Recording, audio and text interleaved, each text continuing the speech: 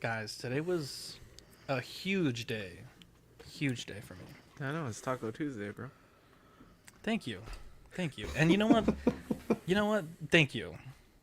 Fucking The Mandalorian. What's his name? Pedro Pascal had the audacity. No, that's inversion. I'm not even going to respect his name to even put Austin Tacos in the conversation with San Antonio Tacos. How dare he? What are you talking about? He said San Antonio was better. It should have even been a question. He should have scoffed at the notion, Dean. That's true. That's true. Did you It's watch the video though? It's like no, of course not. Oh, dude, he fucking look. She asked the It's like- question and he goes. Dean, it's almost like when you talk about It's like collecting 30 weekly. seconds before he answers the question. He's like, dude, It's like when you talk about collecting weekly, you don't mention other channels, right? Because it's just collecting weekly. It's Wow. just San Antonio Tacos. I don't want give a fuck about Austin Tacos. There's other You know what I'm channels? saying? Wow. John, you fucking amazing human being. Are you an angel? What? An angel. I heard the deep space pilots talk about them. They're the most beautiful creatures in the universe.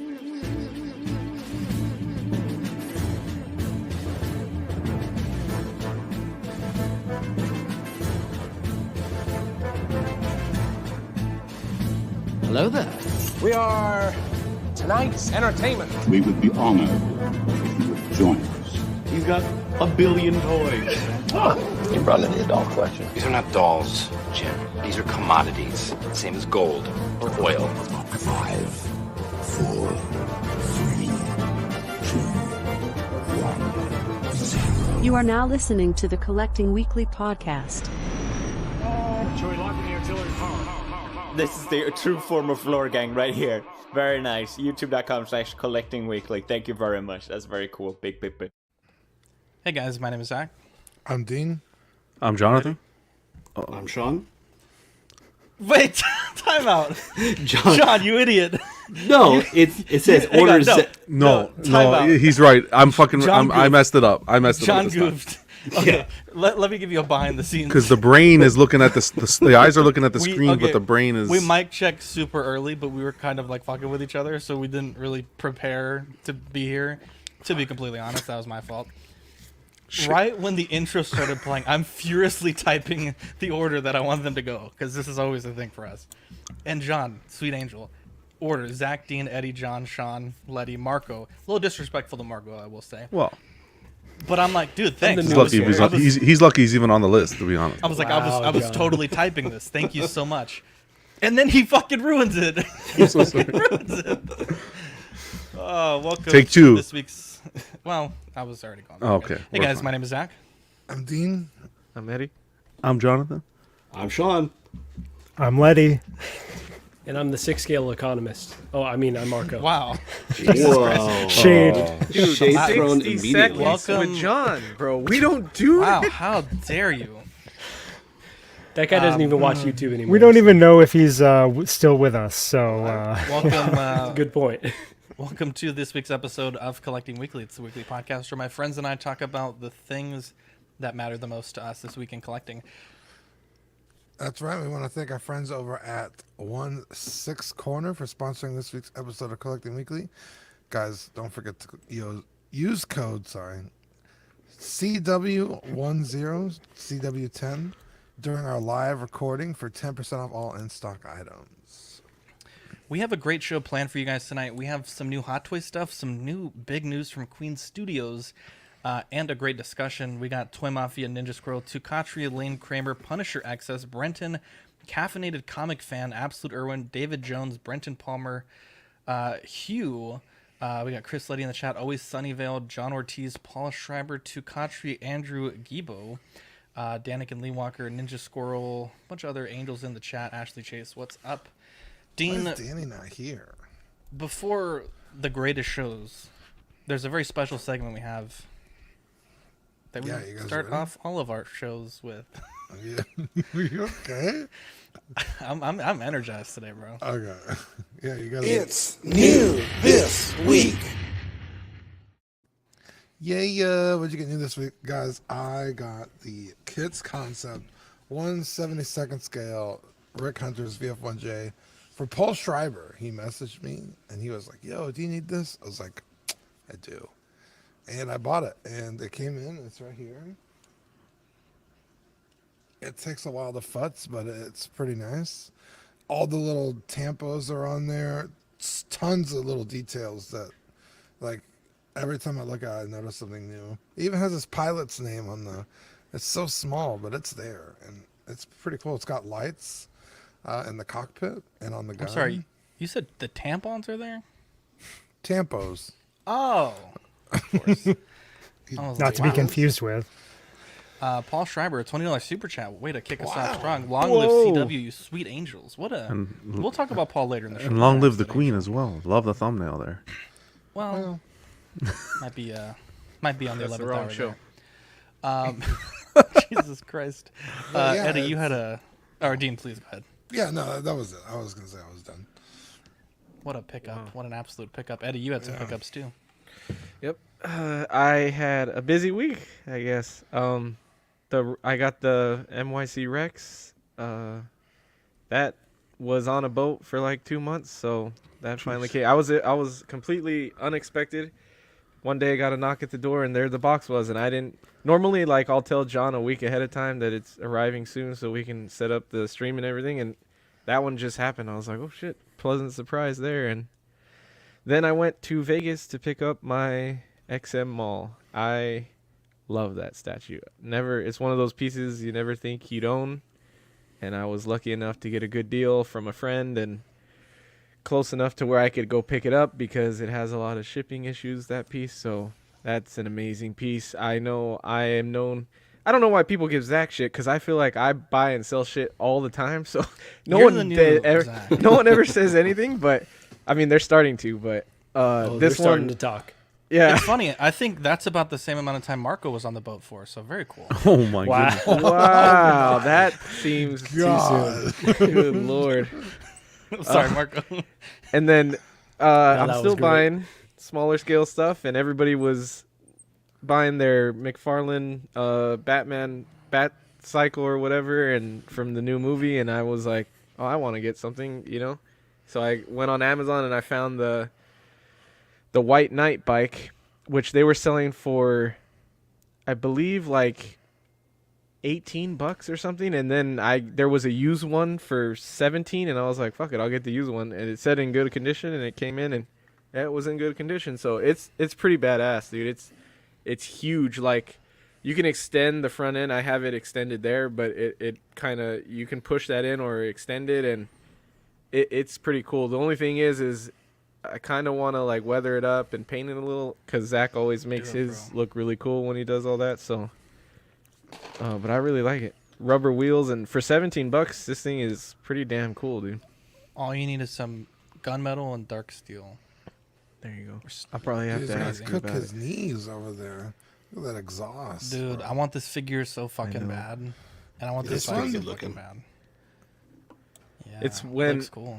Luckily, I got it back when I was buying all the McFarlane Batman stuff. I'm glad I have it, because I think it sells for a little bit more than retail now. It's about like 40 $50. bucks, Yeah. Now, Eddie, you got this used, so what does that mean? Like, when it comes, is it in the packaging still, or is it just like in a box? Yeah, it was in the normal packaging. It comes with like locked in with wire or whatever that is, like that twist wire or whatever. That was cut already, but it was in good condition. It was fine. So I'm guessing someone bought it and returned it or something, but they at least put it back in the box the way it's supposed to be.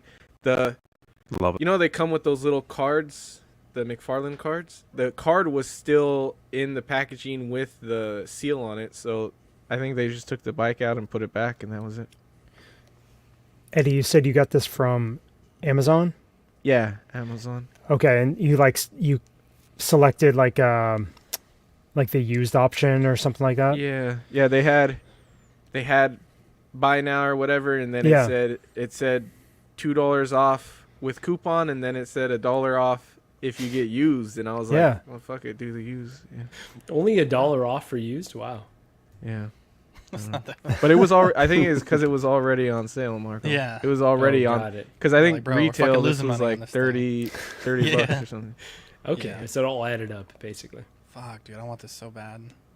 It looks pretty dope. I think I'm gonna get the bike and just hunt down the White Knight afterwards. Marco, you got something really neat. What you got? Yeah, so this is one I got in a few weeks ago. Had been sitting in the box for a long time. Finally got a chance to unbox it. And this, I'll be a man and admit that I was dead wrong on this one. I had completely written this off because of the rooted hair. I was like, I'm never going to have a figure in my collection with rooted hair. It's too much like a Barbie. After displaying this, it is gorgeous. It's like one of the standout figures in my display. So I know there's a lot of controversy over the head sculpt. Folks really saying it doesn't look like her. And under the right lighting, and you get the hair back out of her face, it looks just like Gal. So, how dare you, Brenton? Brenton, you know what? So yeah, at the end of the day, I'm really happy I picked this one up, and she's just a really unique figure. I would say anyone that's considering it, go deluxe though. I skimped and tried to save the $60, and I'm kind of regretting that. So get the big wings, and I don't think you'd regret it adding this one to your collection. She looks really great with my BVS Batman and Superman. How's the helmet on that? Does it actually rest on the head sculpt, or is it got some room in there at least? It's got room, and it actually comes in two pieces, so there's plenty of padding on both pieces.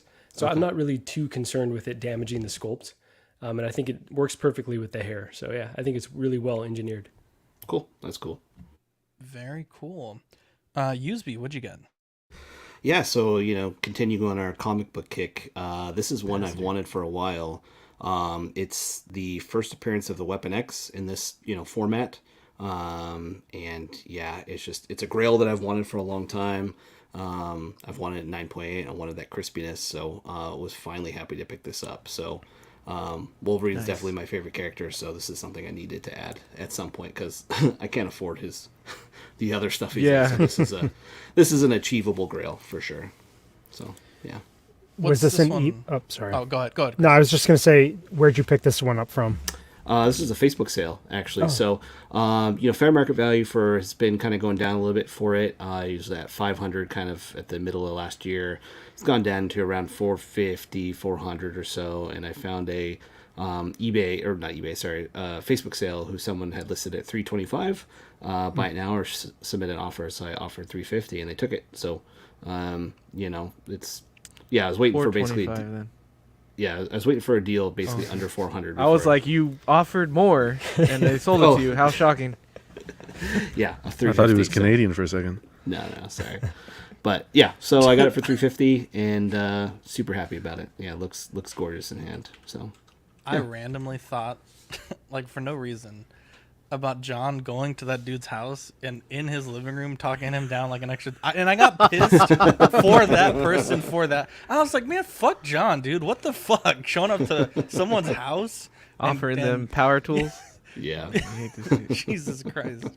I was like kind of upset. I was like, man, that's fucked up. Letty, you got some cool stuff too. Yeah, to ride on Sean's coattails there. Definitely have gotten bit by the comic book bug over the last year or so and decided that an area that I wanted to, or that really spoke to me, was these Bronze Age team up / like first meeting between heroes. And so two of the books I picked up here are Giant Size Spider-Man #2, featuring Shang-Chi, their first meeting. It's a 9.2. When you start getting these older books from the early to mid 70s in higher grades, I mean, the values really jump significantly. So I love the cover art of this one. I think it's great.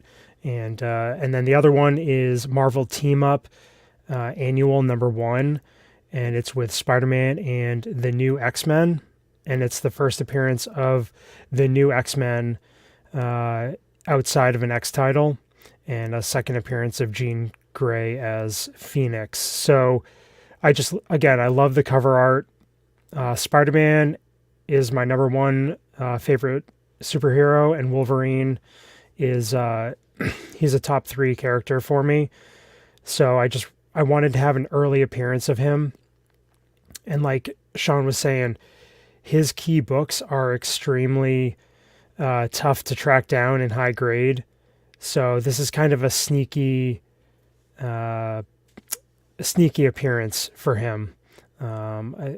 So yeah, and then also I decided I really wanted to get into some Doctor Strange books. Our buddy Brenton has been on a Doctor Strange kick, and I started hunting for different comics that I thought might be cool ones to display. And I came across this Tomb of Dracula 44. It's the first appearance or first meeting of Doctor Strange and Dracula. I just love the cover art. And this was an auction on eBay, and I actually I won it, but the comps were much higher than what it ended at a 9.4. So and who knows, we might see Doctor Strange fighting vampires in the future, so maybe it'll become more desirable. Wow, that's a great call. So kind of speculating. We love that word. And then the last one here is Spectacular Spider-Man number 27, and it's featuring Daredevil, and it's actually the first artwork done by Frank Miller of Daredevil, and then he would go on to do probably or arguably one of the best runs in Daredevil's character's history. So I got this in a 9.4 again for a really good price. I worked out a deal off eBay through Instagram, and much below sold comps. But again, these books, when they jump to 9.6, 9.8, it's just you're hovering around the $1,000 mark, which when you can get the book in a 9.4 for almost like 1/6 the price, I can live with that. But yeah, so those are my pickups. Very cool. Brian Fontaine with the $5 super chat. Yeah, man. Sweet angels. What a guy. Six-scale scavengers lingering in the background. Wow. I heard, Jesus, what the frick? I heard that, I saw Brian rather say that you guys are going to hopefully hit the airwaves sometime soon. Would love to see that. Yeah. We'll get on. Hell yeah. So we closed on our house today. So I'm officially a Texas homeowner, and I'm very excited about that. We, it's been kind of, not too crazy of a process, but we were excited to finally close today, and we started our move officially today. We, it was funny. I had put a lot of statues in the garage, and I was like, well, my parents are here. They have a trailer. I might as well save us a trip on Thursday. So we loaded up a whole trailer full of statue boxes, and my mom was pissed. She's like, what? This is all like just statues? And I'm like, yeah, well, it's like important. Like it needs to be there first. So like it's out of the way for Thursday when we're moving like the heavy furniture. It's fucking smart. Put it in the living room too. So we're very excited about that. And I also got these comics in. So this is by, I'll put her username from Instagram in the comments. But she makes comic keychains, and they're fucking awesome. So they're front and back. So like depending on what the real comic would have, front and back. And I got one for Dean also. So this is the one that Dean wanted, the Robotech number 1. That's so cool. With whatever, Jesus Christ, whatever this is on the back. So yeah, these are they're like fake slabs, I guess, but they're really cool, and they're actually really decent size. They're almost like quarter scale slabs, which I think is funny. And they're reasonably priced, and we're actually going to be giving away a set on Club in mid-April. So John's going to work out how he wants to do that contest, but it'll be a set of 4, and you can pick any book you want, and we'll pay for them to ship it to your house if you're in the U.S., and then international will kind of work it out for you. But yeah, these are super cool, really high quality. Yeah, I'm really happy. That Hobbit's a 9.6, right? Fuck you. Yeah, I got the other two also. How dare you, John? Quick. How dare you? Ashley Chase, stupid question, guys, but does graded comics mean... I don't know much about them. So, Ashley, graded comics, there's companies like CGC or CBCS. There's other graded comic companies also, but those are kind of the big players in the comic grading biz. You send them your book, and they observe it and they judge its condition and the color of its pages, and in CBCS's case, they might verify signatures as well. And Dean, if you could just hold one up for Ashley here. But they'll assign it a grade out of 10. 9.8 is typically a perfect book. That 10 is like a gem mint, but they're so incredibly rare. You might go as low as, I think the lowest I've seen is like a 0.5 up to potentially 10. There's different labels. So some of them you'll see they're yellow. That means they were a witnessed, authenticated signature for CGC. Green, John, correct me if I'm wrong. I think green is restored grade. Or is that I like to tag in Danny. Green, purple is restored grade, and then green Purple's is restored, yeah. Green is when when it's there's signed, markings. but it's not. Yeah, Yeah. when there's markings like Yeah. a signature, but it wasn't verified. So It's qualified. it's it qualified. Thank you. It's a way to kind of preserve an important book. In Dean's case, he has like all the original appearances of Punchline, which is his new all-in character, which we'll talk about later. It's just a way to encapsulate the book. Jesus yeah. Christ, yeah, to encapsulate the book and preserve it for. It's just sad that collecting has come to the point now, this popularity where 9.8s are essentially the goal to have, and it's not everybody can afford a 9.8. So if Why do you if gotta you're bring the room down, dude? Why can't you just Eddie, isn't your computer restarting? Oh my god! Great one. To John's point, though, it's like, in a way, it makes it more collectible. I think that you mentioned that a lot. I think it's not bad that a collectible book is going to hold its value and in some cases double in a year or triple in a year. Just like if Ashley's starting and she's looking into comic books and then she sees all this 9.8 hype, it's like don't be upset with yourself or not look into the hobby if you can't afford, let's say, a 9.8. Go 9.4, Yeah, Chris- 9.8. Usually anything Chris- 9 and up for the Chris modern. made a great point. Some of those books really get up there, and if you don't need a 9.8 for the clout, like I got a 9.4 Batman number 407, 408, year one of the books there. I paid like $23 for it, and it was a 9.4. And honestly, I'm almost certain if I resubmitted it, it would get like a 9.6. That's what we call Ashley a fake in the industry. How dare you? I don't think I would ever get that deal again because it was like kind of a fluke of a deal. But yeah, you might be able to get a book, preserved, beautiful looking book that's a 9.2 or a 9.4, a fifth the price of a 9.8. Yeah, almost indistinguishable from a 9.8 Right. also. Yeah, you're Chris not brought gonna up be a great point with his examples. And sometimes it's like something's in the pages that didn't get it a 9.8. You're never gonna see that on the Right. slab. Yeah. So the differences between a 9.2 and a 9.8, I mean, you really got to go through with a fine-tooth comb to find it. Yeah.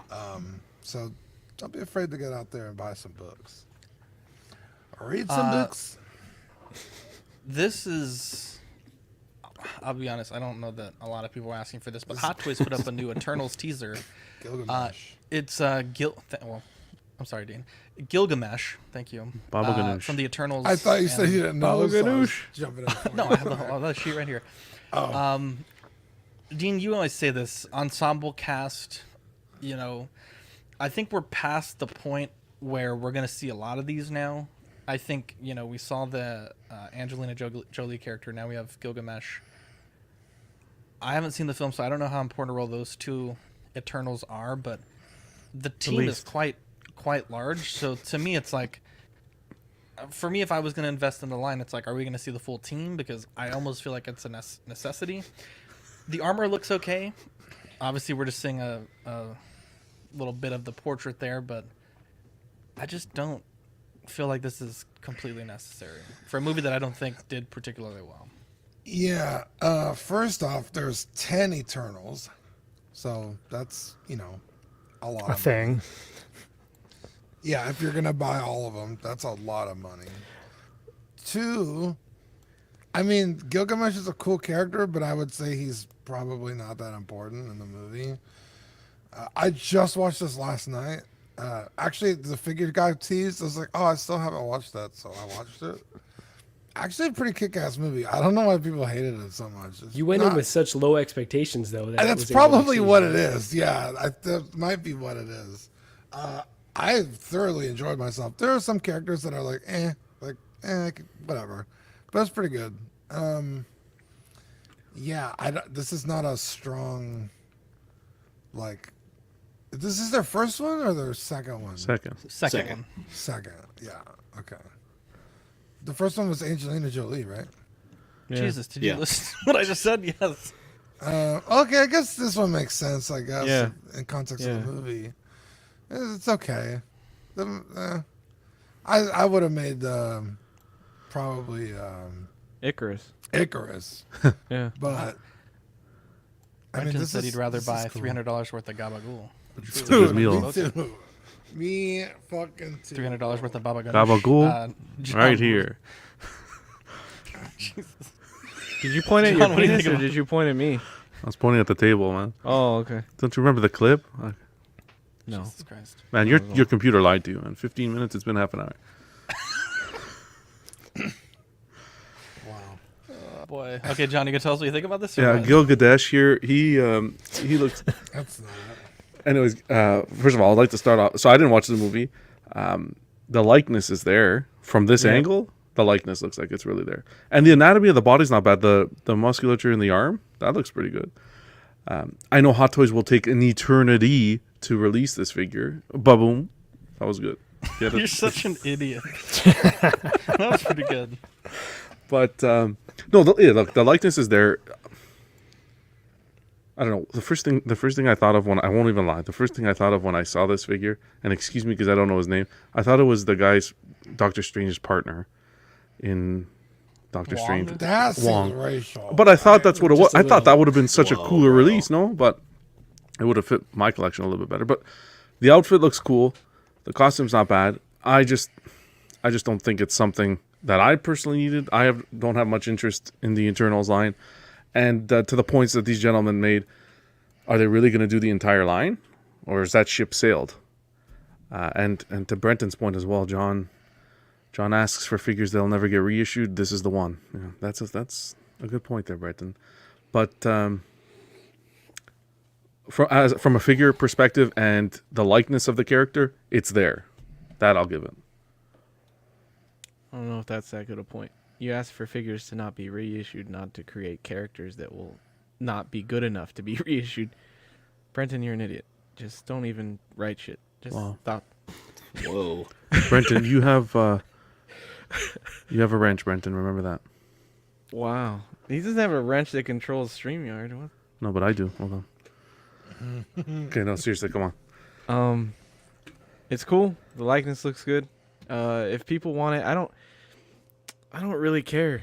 Like, if people didn't like it or shit, someone's gonna want to buy it. So who fucking cares? It looks good. You don't want it, skip it. The Angelina Jolie looks good. They'll be good together. Now you have a reason to get them together at least. You know. Yeah. But yeah, they should have started with Icarus or Ajax or Cersei. Yeah, one of the ones that were a little more important in the film, but still cool. I mean, if they start with the shittier characters or like the lower tier, doesn't that mean they're gonna get to the really good, to like the good ones for the film, right? Don't you want them to start with the lower tier ones? I guess in some collecting you do, I guess. Yeah, this is a whatever release, obviously, right? Like, I think Dean's right that the movie is like pretty decent. It got a lot of hate, but when you go in with lowered expectations, it's fine. This is probably the only other figure we will see from this line. But, you know, everyone talks about representation, so I'm glad if they let off with Angelina Jolie, at least they're giving us Gilgamesh. And I want to see a Kamal Nanjiani figure at the very least. That would be pretty cool, but yeah, it looks cool. I want to see more. But yeah, it's probably a pass. Oh, we need to make that movie of the week soon because I got shit to say. All right. Yeah, this is a pass for me too. I saw the movie not in the theaters when it came out, but right when it went on Disney Plus. It's not as bad as everybody was making it out to be, but it's definitely not. I just didn't get it. I think the likeness is there as far as the figure goes. The 3/4 angle there looks good. The costume looks good. Whatever materials they're using and all that looks pretty dope. But yeah, this is not something I'll be picking up for sure. But you know, if there's that one fan out there that wanted to complete the Eternals line, they'll be able to now. But Yeah, I mean, of the characters they could have made from this movie, I mean, I guess I understand why they made these two. I mean, I would have personally went for like Makari or something like that, cooler character like that, but it is what it is. So glad for those people who want this, but yeah, it's a pass for me, much like everybody else.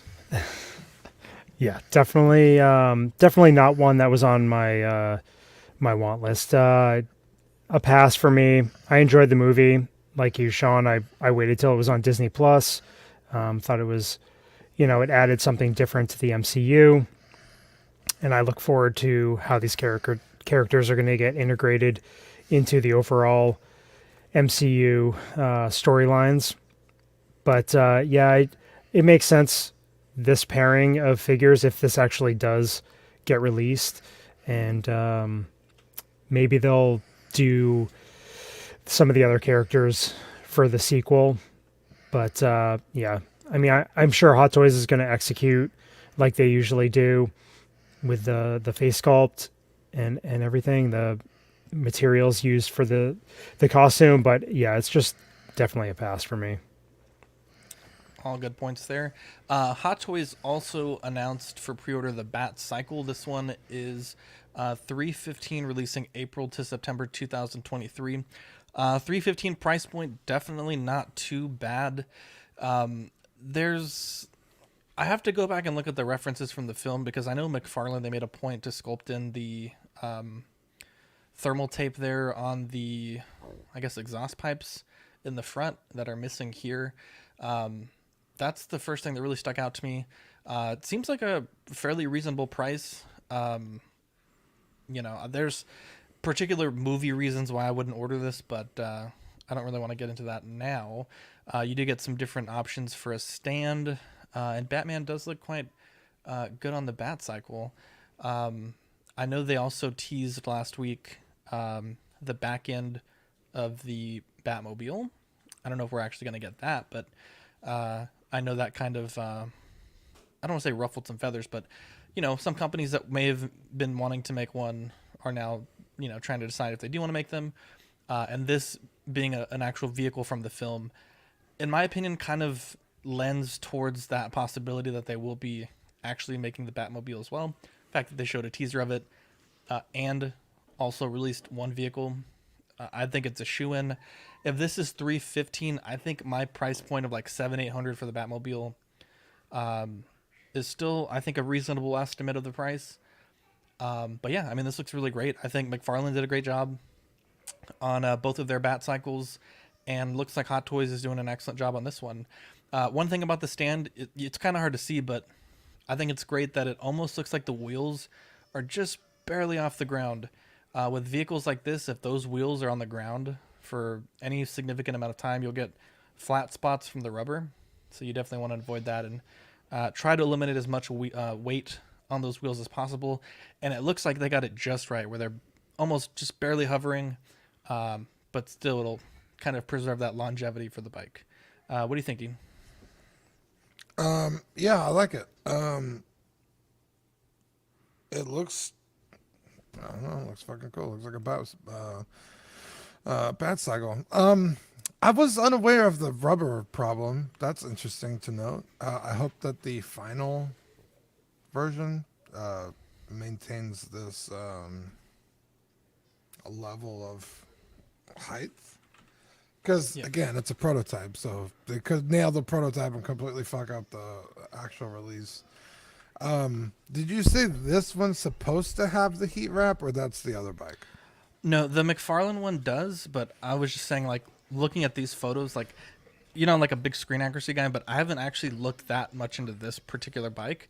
But the fact that McFarlane went out of their way to sculpt, like, all this sculpted wrap on the heat pipe, and it's not here, I don't think McFarlane would just do that just to do that. You know what I mean? Yeah, so I don't know if they're just missing the reference.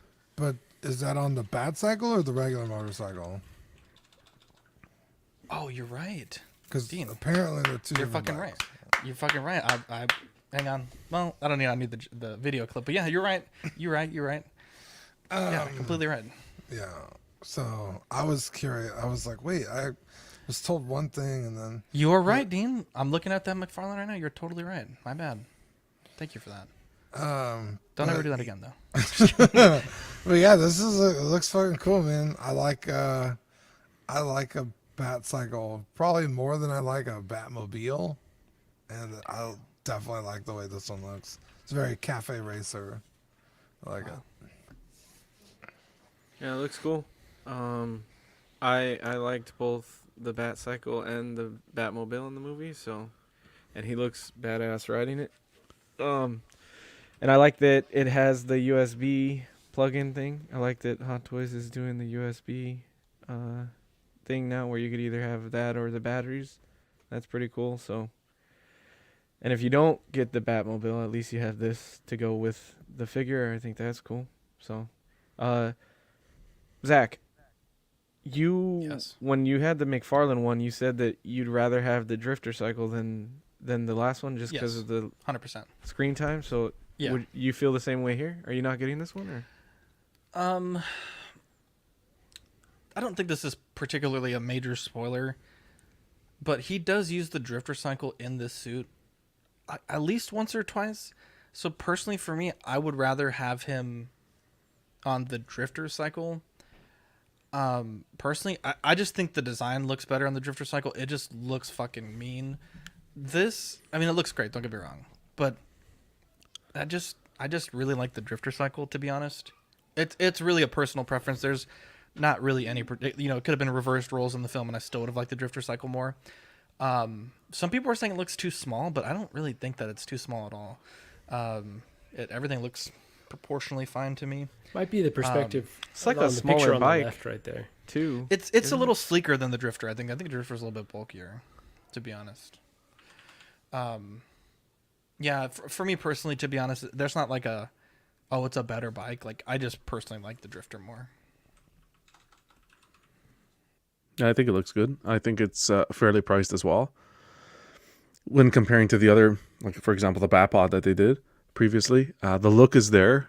Again, I haven't watched the film, so you're talking about drifters and so forth, so I'm assuming there's a different rendition of the bike. But so far from what I'm seeing, I like it.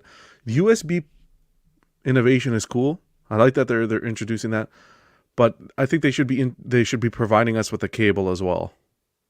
The fact that I don't think they include the cable or the plug to use the USB functionality, I think that should be included. But that's like $2 on Amazon, though, right? Well, you guys have Amazon in Canada? We have Amazon's, but I'm paying $310. Could be an environmental It's like thing. an e-waste thing. So like even Apple, when you buy an iPhone these days, I know for sure they don't come with the headphones anymore, and I'm almost certain they don't even come with a charger anymore. You got They don't come with the don't come with the brick. Yeah. John, I'm busting your balls because you're right. It's a cop out. They should give that stuff to us. Well, don't bust anything. I was about to say, Marco, you're like, oh, it's only what, $2? Yeah, which would be even cheaper for them buying in bulk. Yeah, like, they should give it to us. Like, what the fuck? Well, I was about to just kick you off the show, but for when it comes to buying $2 things on Amazon, do you still have to ask Gigi first? Going for That's the pretty throat, good. bro. Going for the throat. How dare you? Under $5, I'm good. Oh, okay, perfect. After tax, though, I don't know. So, anyways, I think it looks cool. Do I want to pick it up? I'm so tempted because I'm a Batman fan, and this is cool. Bro, you gotta see the movie. I gotta see the movie Fucking first. see the movie, bro. Like for me, I like the concept of the Batpod and the Tumbler, how those two work together. So that's the thing. I want to wait to see how this is made and how that relates to that film. But I'm not going to complain. I think this is cool. It's innovative and it's good for the collectors. The only other thing I would have liked to see as well is if they did a deluxe where the Batman came with the bike, like they did with the Bat-Signal, as opposed to just having to buy the bike on its own. I think that could have been a cool option as well, as where you have the Batcycle paired with the actual Batman figure. But other than that, I think it's a great release. Chat is loving that we're coming for each other tonight, so you'd love to see that. Marco, go ahead. All right, let's turn it up a little bit. Yeah, I think this one looks great. I've been doing the calculus. And Eddie, you're going to be disappointed here, but I've been considering that Prime 1 statue. And then after looking at the price and then thinking about the shipping, I'm like, I could get the Batman, the Bat-Signal, the bike, the Batmobile, and, be around the total price there. So, that's kind of the calculus I'm going through. So I'm thinking it does look good. I hear your point about it's not featured in the film quite enough, this version, but I don't know that it looks so different from the other iteration that it really bothers me. So yeah, I think this is one that I definitely want to add to the collection. I'm not disappointed at all. I agree with you. That's one of the problems I have with statues is that you gotta put all that money that you could have multiple renditions of something other than just one. So yeah, it's a tough calculus, but go ahead, Zach. Piggyback off that for a second, Eddie. Do you think the sideshow one? Obviously, we haven't seen it, just a teaser. You think that's going to be worth any consideration, or should we pull the trigger on the Prime one if we want a Batman?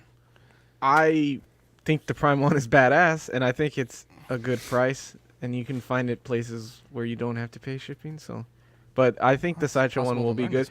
If you go off of the Bale that they just did, which is a low I thought ES, that looks really and solid. it looks decent. You know, some people don't like to pose, whatever. But if you go off of that, that looks good. So this one, I would think, would look good too. I just don't want a third scale. The price isn't even the issue. Yeah, it's just the size. I get you. I don't even. I like don't third want a scale, third man. scale. Sorry about that. No worries. I didn't even know Sideshow was making a statue of this. I'll have to check that out after that one. Yeah, I like this. I'm holding off on making kind of purchases for this movie until we see what the new studio that we'll talk about later is coming out with in the scale. But also, I'm kind of waiting to see what companies produce the Batmobile. Because as much as I like this, I think I'd want to get the Batmobile first, just because I think of the two, I like that one a bit more.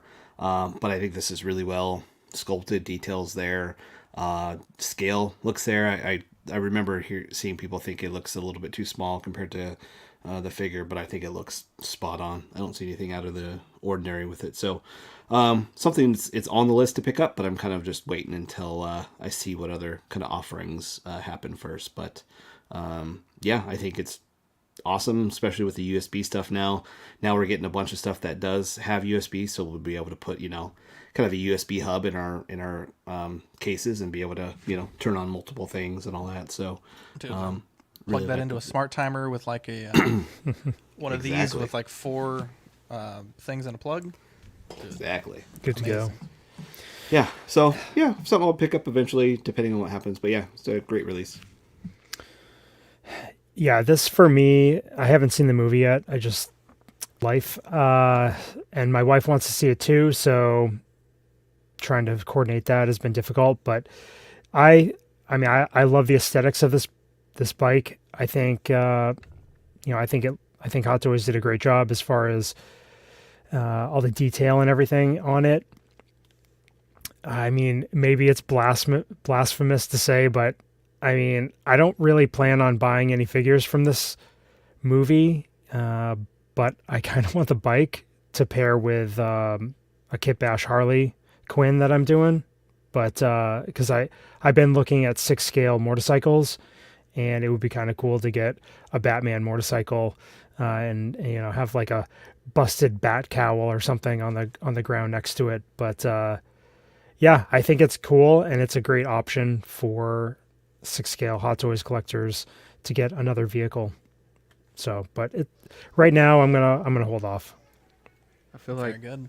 I feel like Harley's too much woman for this Batman. 'Cause I don't think he could handle it. I know. Wow. Sideshow is continuing the Clint Eastwood Legacy Collection with Dirty Harry 275, releasing December 2022 to February 2023. So like a Q4, Q1 release window. I think the portrait looks excellent. I think the fabric weave on the suit and then also the sweater there is fucking the gabagool. I think that looks really solid. It is a prototype. Tweed, there you go. It is a prototype, so take that with a grain of salt. But I really enjoyed the Man with No Name. I think this looks excellent as well. And Clint Eastwood's one of those actors that has so many iconic roles that I'm curious how deep they're going to get into the Legacy Collection. I still think 275 is a touch too high. I think I'd like this to be 250.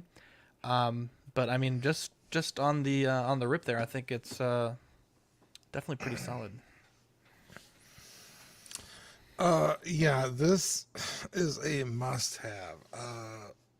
I love Dirty Harry.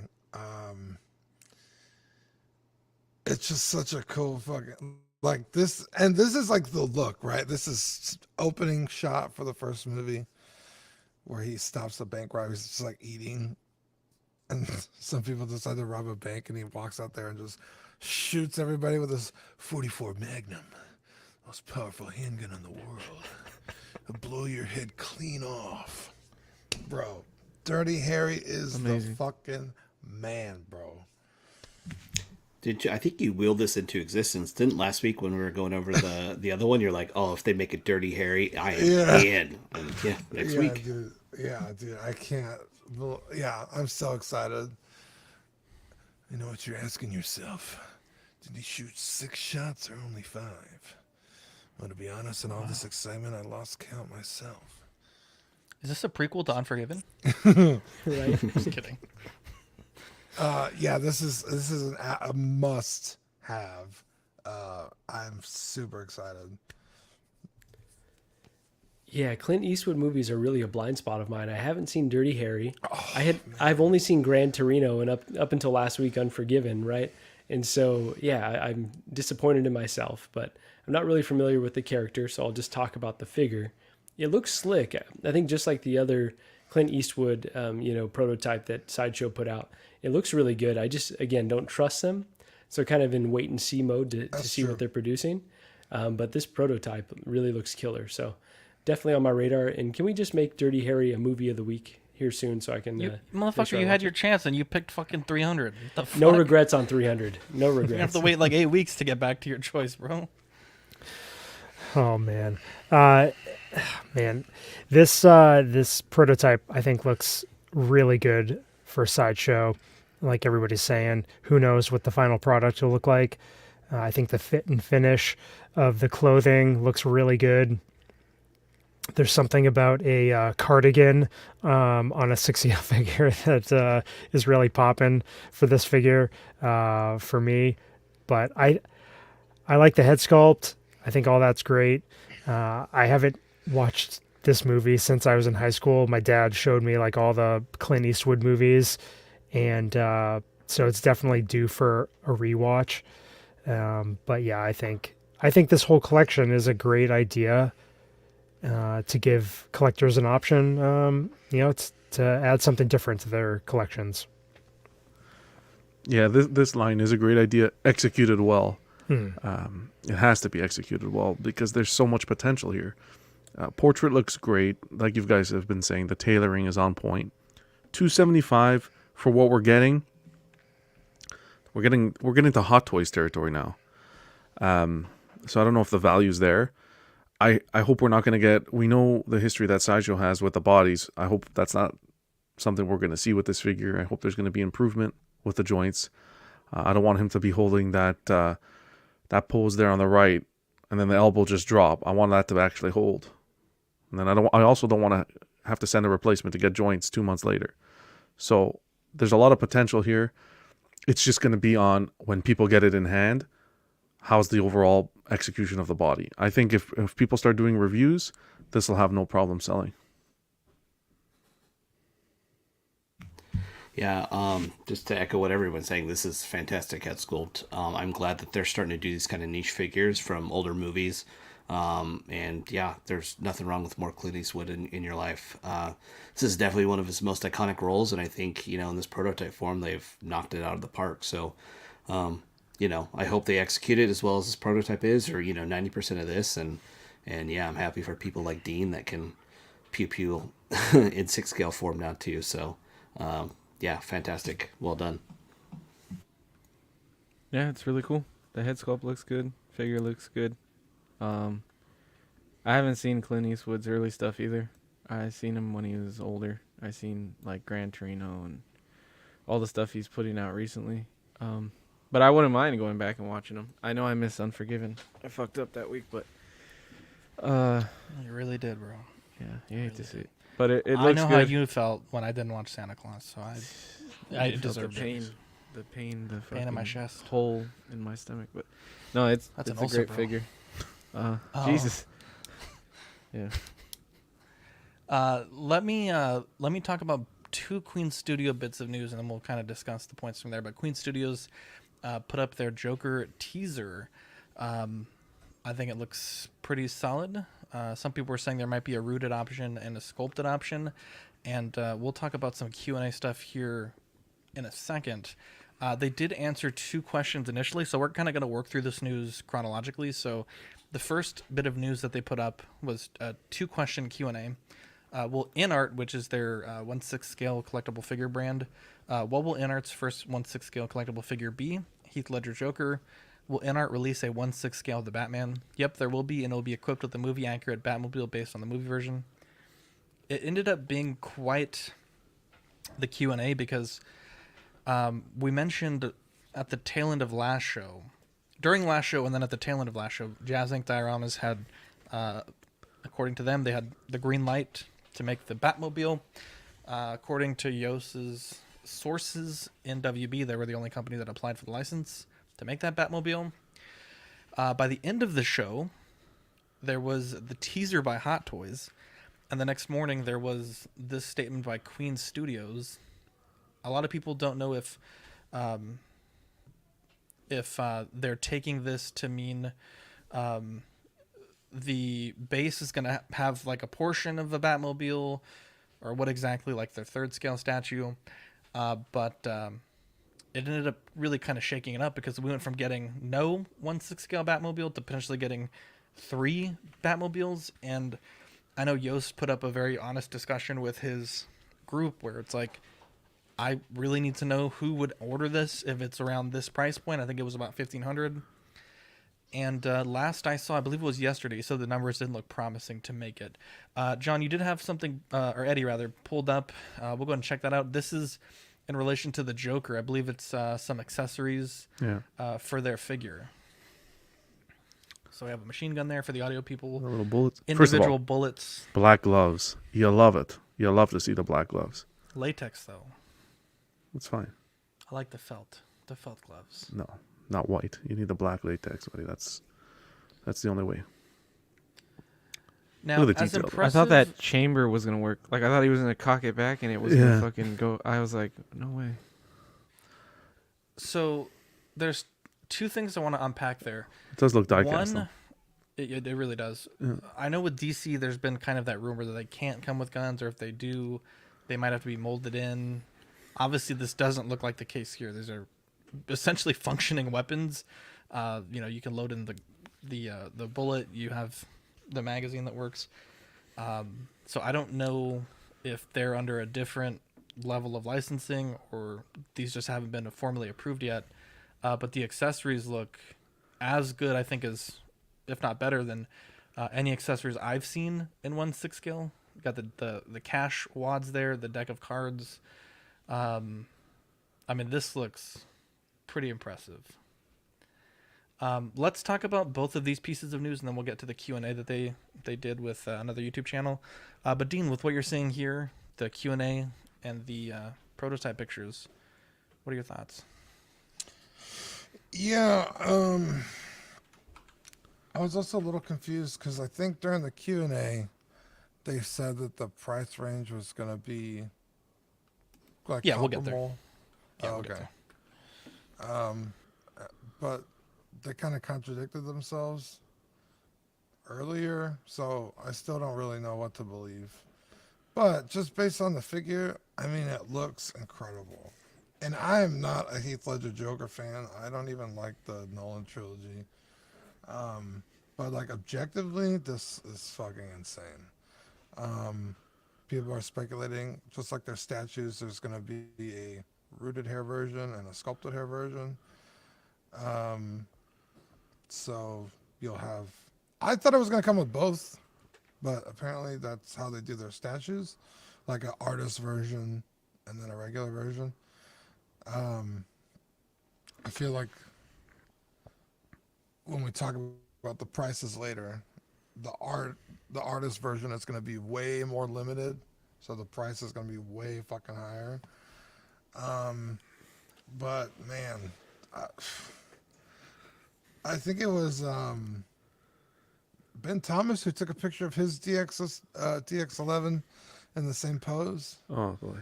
And it was like night and day. Yeah. Like it was not. You couldn't even. Which is insane to say because the DX11 is a great figure. It looks amazing, but this is just. And again, it's a prototype, but you know, I'm giving them the benefit of the doubt for now because they're new. This is.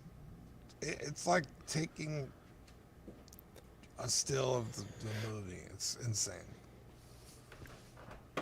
Yeah, I think it looks pretty good. I think that they're gonna come out of the gate swinging. So, I am not supposed to buy 1/6 stuff, and it looks awesome. And I don't know, I might be tempted by these figures. So we'll see. I know price is the biggest thing for everybody. I do think they're gonna be a little bit higher. I don't think they're gonna be super high like people think. I don't think they're gonna be like statue prices high. I think they're going to be a little higher than Hot Toys, but it'll be interesting to see. You know, the if they do the edition size like John thinks they will, or you know what exactly they will do. But I think it's cool. I think it's exciting. Everybody wants Hot Toys to have competition. I think here it is. You know, so by the time we import this artist version, though, it might be a statue price, right? I think that's what scares me. Depends on who you get it from. Because you get the imported thing is only the shipping, really, that charges really high, and figures are light, so you won't get like you won't get super hard shipping on this. But there are people that have free shipping for this that I think will sell this. So I don't think that's going to be as bad as you think it is. So okay, I think so. To start off with the figure looks. I think it looks phenomenal. The rooted hair, that absolute stunning. From what we can see, again, this is a prototype. They came out and said that their goal is to actually execute the figure better than the prototype. I don't know if that can. Those are some pretty big words to be putting out there. But from what I'm seeing so far, you can't even compare it to the Hot Toys. Now, what's interesting to see as well is, on the portrait on the right, where you see him without the jacket sitting down, it looks like they're using from this angle at least, it looks like they're using, Zach, if you remember, we talked about, the forearms. Yeah, you're not going to have the wrist pegs from this angle at least. Yeah, it doesn't look like there's, I mean, of course it's a well-shot photo, but yeah, if they're trying to really push to that next level of 6 scale, I would not be surprised. Exactly. If that's what they were doing. Now, my whole thought was, I thought Queen was going to go and be direct competition with J&D. I really don't know if that's the case, because they did. I think what we're waiting for now is price point and confirmation on whether they're doing an edition size. And I think that's really going to be the definitive line as to whether they're competing directly with Hot Toys or if they're going for that higher scale market. I think that they're going to do, from what Queen has said, they're going to be fairly priced. I personally think that it's going to come down to edition size. Possibly the regular, like let's say sculpted hair rendition won't have an edition size, and then they'll have like artist renditions like they do with some of their statues, where that's very limited. I could see them doing that. Whether we're going to get an edition size on both renditions of the character, we just have to wait and see. I think they said that. Well, we're going to talk about it a little bit later as to when this is going to release, but I think we're going to be hearing news. News is imminent on this release, so we'll see. There we go. Yeah, the picture on the right looks like, shrink ray for Heath Ledger. I think it looks utterly amazing. So, yeah, like it's hard to judge without the price. It's been said before that they've talked about them being competitive and all that stuff. So it will be, it's going to be seen, one, what these costs, and two, how hard they are to get. But I think just on a pure quality, figure to figure comparison alone, this one definitely destroys the Hot Toys. So I don't have any Bale Batman anything, because I never got it when it was out originally, and then the price kind of skyrocketed, so I never wanted to get it then. And I know they've done some reissues, but this is something, but I never wanted to get Batman reissue if I couldn't also get a Joker. So yeah, this might fill my Joker slot depending on the price and, again, availability, all that stuff. But yeah, on a pure aesthetics and pure quality standpoint, it looks phenomenal. So I hope they execute just as good as they seem they will, hopefully. Yeah, this whole endeavor was surprising. Getting these 6 scale figures from Queen Studios, the Batman figures, very interesting. This is just the pictures that they've shown here, just stunning. The one on the the one on the right, I can't believe how good it looks. The hand, like the painting on the hand and everything. If it is that forearm that doesn't have a wrist peg, I think that's a really good innovation going forward for 6 scale figures, an option anyway. Creates that next level aesthetic. I think the tailoring, everything just looks really, really on point. The rooted hair, like everybody's saying, just amazing. And I think it was Equan in the chat saying like people didn't like rooted hair, but now we do. I mean, when it's executed flawlessly like this is, and if they can have a production figure at this level, I mean, that's when it's very desirable. I mean, we see some of the customizers like Tetsu Studio. I mean, the job that they do with the customizing with the rooted hair, it's unbelievable what artists can do. It's just whether or not they can replicate it on a larger scale. For me, I'm with Dean. I think I was on an episode when we did reviewed one of the Dark Knight trilogy movies. This trilogy is not high on my list. Not you too, Chris. Not you too. It doesn't call to me. I was just chatting with Brenton earlier today. This trilogy just does not call to me. I think Heath Ledger was amazing in this role, but it's not a figure that I would pay up for. But the point I wanted to make was if maybe the artist rendition is significantly higher than other 6 scale figures comparatively, you've got to ask yourself, if this is your Joker, if you're a huge Batman fan, like, I can't fault anybody for wanting to get the best representation in a scale that they enjoy. If they want to pay up for it, go for it. Sell off your Hot Toys stuff, which is probably going to be garbage compared to it, which is sad to say. Go for it. But yeah, I think I like this whole competition thing. But again, like in the chat, people are saying, hopefully it doesn't drive up the prices even more for Hot Toys, which is, we know continuously goes up and up for average figures. Chris, when you're saying go for it, it's like you're speaking directly to me because, the Dark Gigi's Knight not going to approve. Right? You know what, Gigi, turn it off right now because you're not going to like what you're going to hear. But, so the Dark Knight and this iteration of the Joker are like all timers for me. So I feel like I want the best representation possible. And I've been waiting for Hot Toys to reissue, a DX11 or whatever the DX, the next iteration of the Joker. Been waiting for them. But if this is going to come out and blow it out of the water, like this picture on the right here, I feel like I need the best representation. So I do have a pain threshold though. So I feel like around $600 is kind of where I start to get uncomfortable.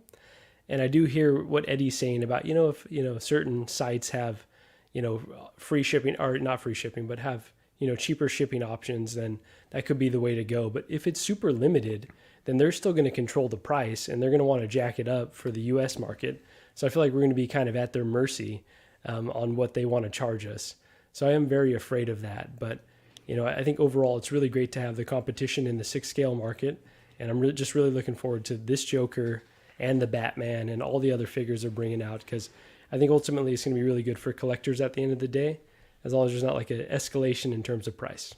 They don't really do that for limited statues, jack up the price. I think we're comparing it to Toys Wonderland, and Toys Wonderland is a shitty company. So they're not like that. They're not looking for the quick buck. They're collectors themselves, so you're not going to see that. That's great to hear, Eddie, and I'll definitely lean on you to figure out where to order from. So thank you. Now, Dean touched on it. There was a statement. It was posted to their, I think it was like a WeChat group, and it was in Chinese. And the estimated price they gave for their figures was a 4-figure price when you converted it. Another channel, PJ, had an interview with the CEO of Queen Studios, and someone on YouTube was nice enough to give us the TLDR on it. So I'm going to blow through these real quick, and then we can chat about it. So according to the Queen Studio CEO, these will be competitively priced, and he laughed at the rumors of the $800 price tag, which again, if they themselves said it would be a 4-figure price, and now they're laughing at the rumor of the price that Justin gave, it was I think it was $800 to $1,200. That's kind of silly. All the licenses they've shown so far for China, except for Dune, which is worldwide. When asked about other licenses, he said that Bond was available. So this kind of goes into what we talked about last week. Licenses can be split regionally, price-wise, etc. So kind of like what you guys touched on, a lot of those would have to be imported through third-party companies. They just signed a deal for the Terminator license, but for statues, said that 6-scale is possible about a year from now. Specifically mentioned the T800 and the T1000. The 1/6-scale Joker's pre-order is going up within the next month. There will be more the Dark Knight trilogy figures afterwards. They're hoping to make Bane next. Viper Studios sculpted the Dark Knight Joker. The first few figures seen in their teaser image will launch in May. Joker is aimed for March. Gandalf and Neo will be next. Gandalf and Paul Atreides will have rooted hair. Doesn't want to set unrealistic expectations on release dates. Delays will be minimal and smoother as time goes on. Turnaround time will be fast. They're here to stay in 6-scale. They said communication will be the main difference between them and other companies out there. The original trilogy Matrix is possible, but collectors need to make their voices heard. The BVS Trinity is possible, though not in their next quarter plans just yet. There is an iconic 1/6-scale vehicle being worked on, no hints, but will be globally available. They would love to do Indiana Jones, but any license from Disney/Marvel is currently tricky to acquire. The Game of Thrones license has been confirmed, and video game licenses like The Last of Us and Uncharted are much easier to acquire and possible in the future. From that, I think it really depends. You know, a lot of people in our Patreon chat were saying that these figures are meant to be like kind of like entry-level price points, but I can't imagine getting Viper and putting like that crazy of a portrait out for an entry-level price. I mean, I'm not saying it's not possible. There's some amazing third-party figures that are, $120. So I think it could be done, but it's I don't know. I think it's unrealistic that they're going to be, $300 competitively priced with Hot Toys right out of the gate. I think it's great that they're making some cool figures that I really care about, Gandalf and Paul Atreides, but I'm very happy with my Crown series, and I'm really impressed with the Og Toys Paul. So I, if these are going to cost, double and up of either of those figures, it's really not even a thought, to be honest. Like, I would rather just get 2 Crown series and really enjoy both than get one Queen Studios figure.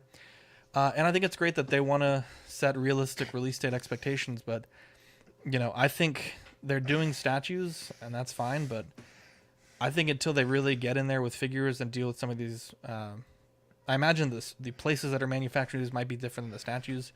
It would be interesting to see if that expectation stays the same, because companies like Hot Toys that are pretty long established are having really, really crazy delays on like figures that have been on pre-order for a while. Dean, from the Q&A, is there anything you took away from that? Yeah, it just the whole thing with the price is what really kind of threw me, because I was thinking that the that 4-digit price tag would be the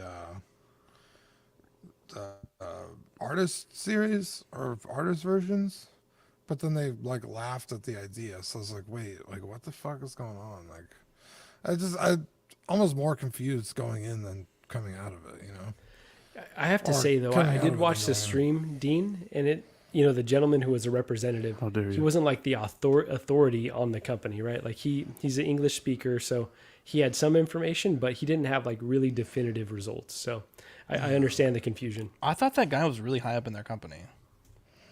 John, it's the guy that Naughty Boy Bill talked to. Regardless if he's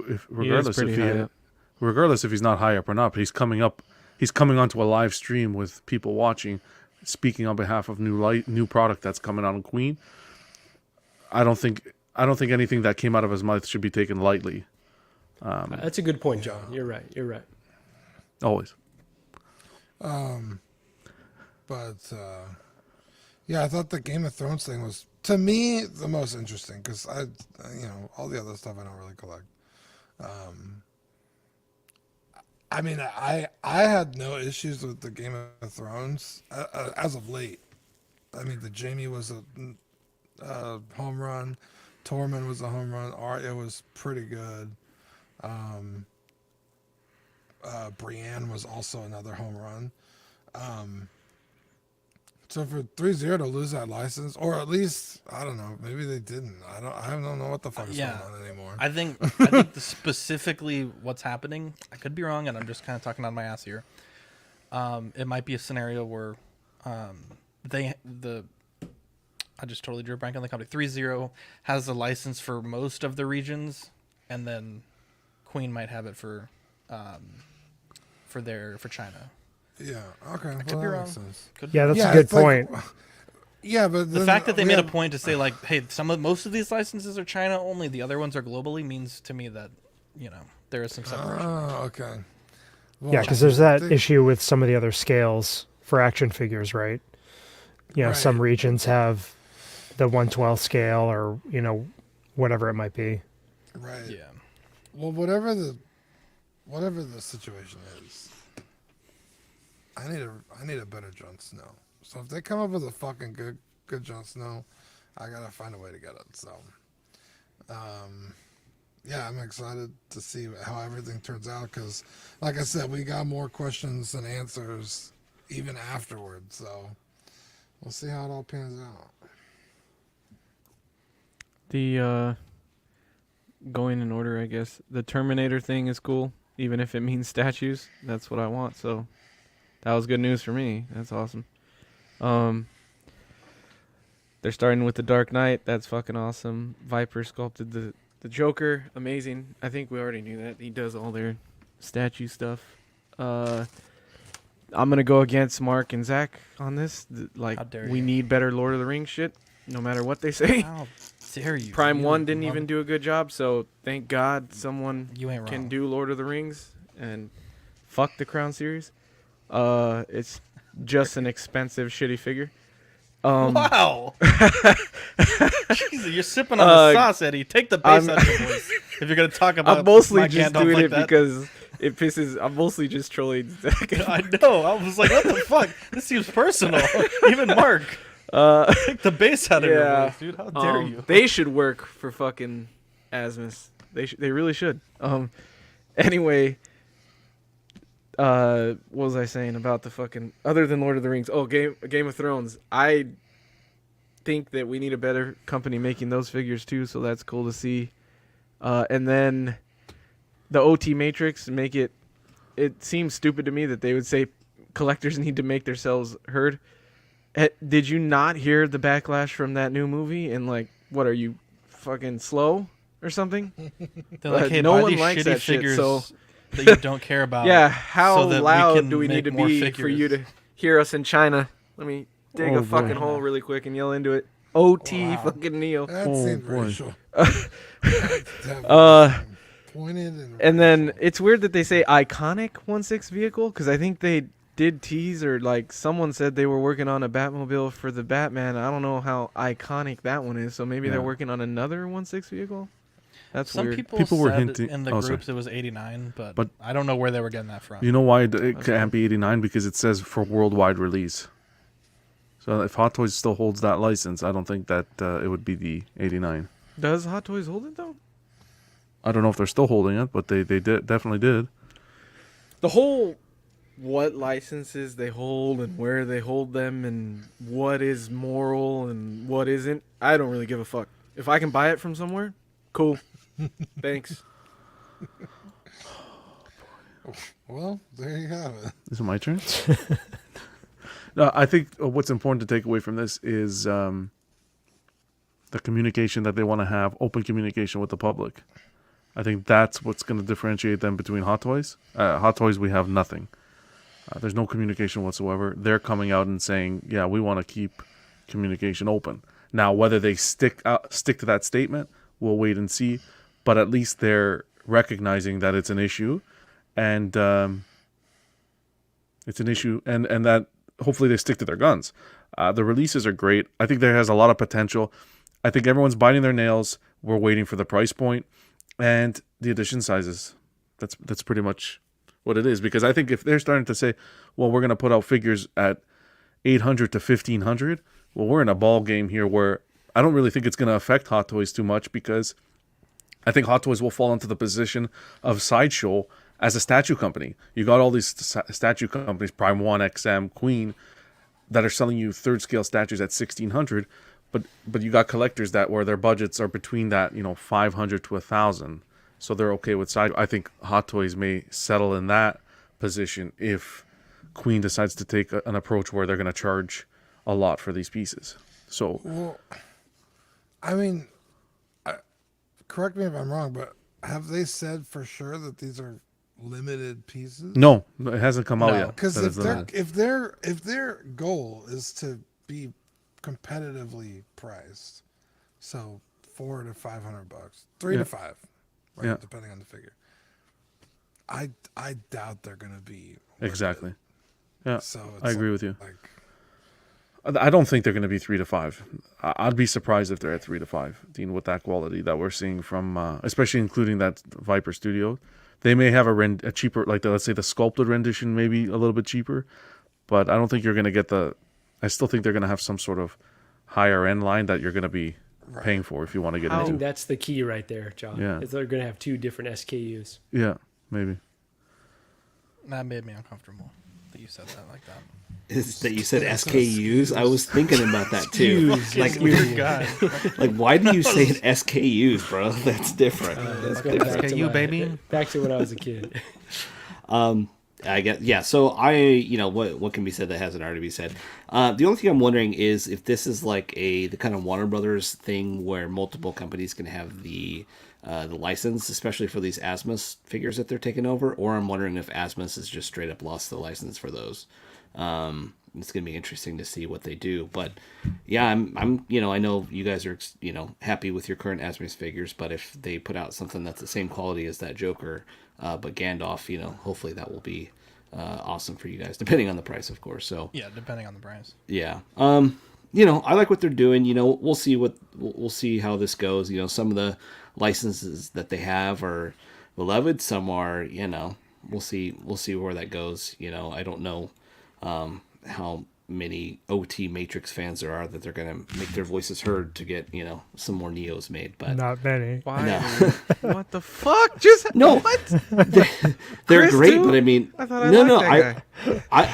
I love the OT Matrix. I mean, I love Matrix 1's like one of the best. Like going to see that movie in the theater when I was that age was amazing. But I'm just saying nowadays, when the only thing we've had for the past 15 years is Matrix 4, which was mediocre at best.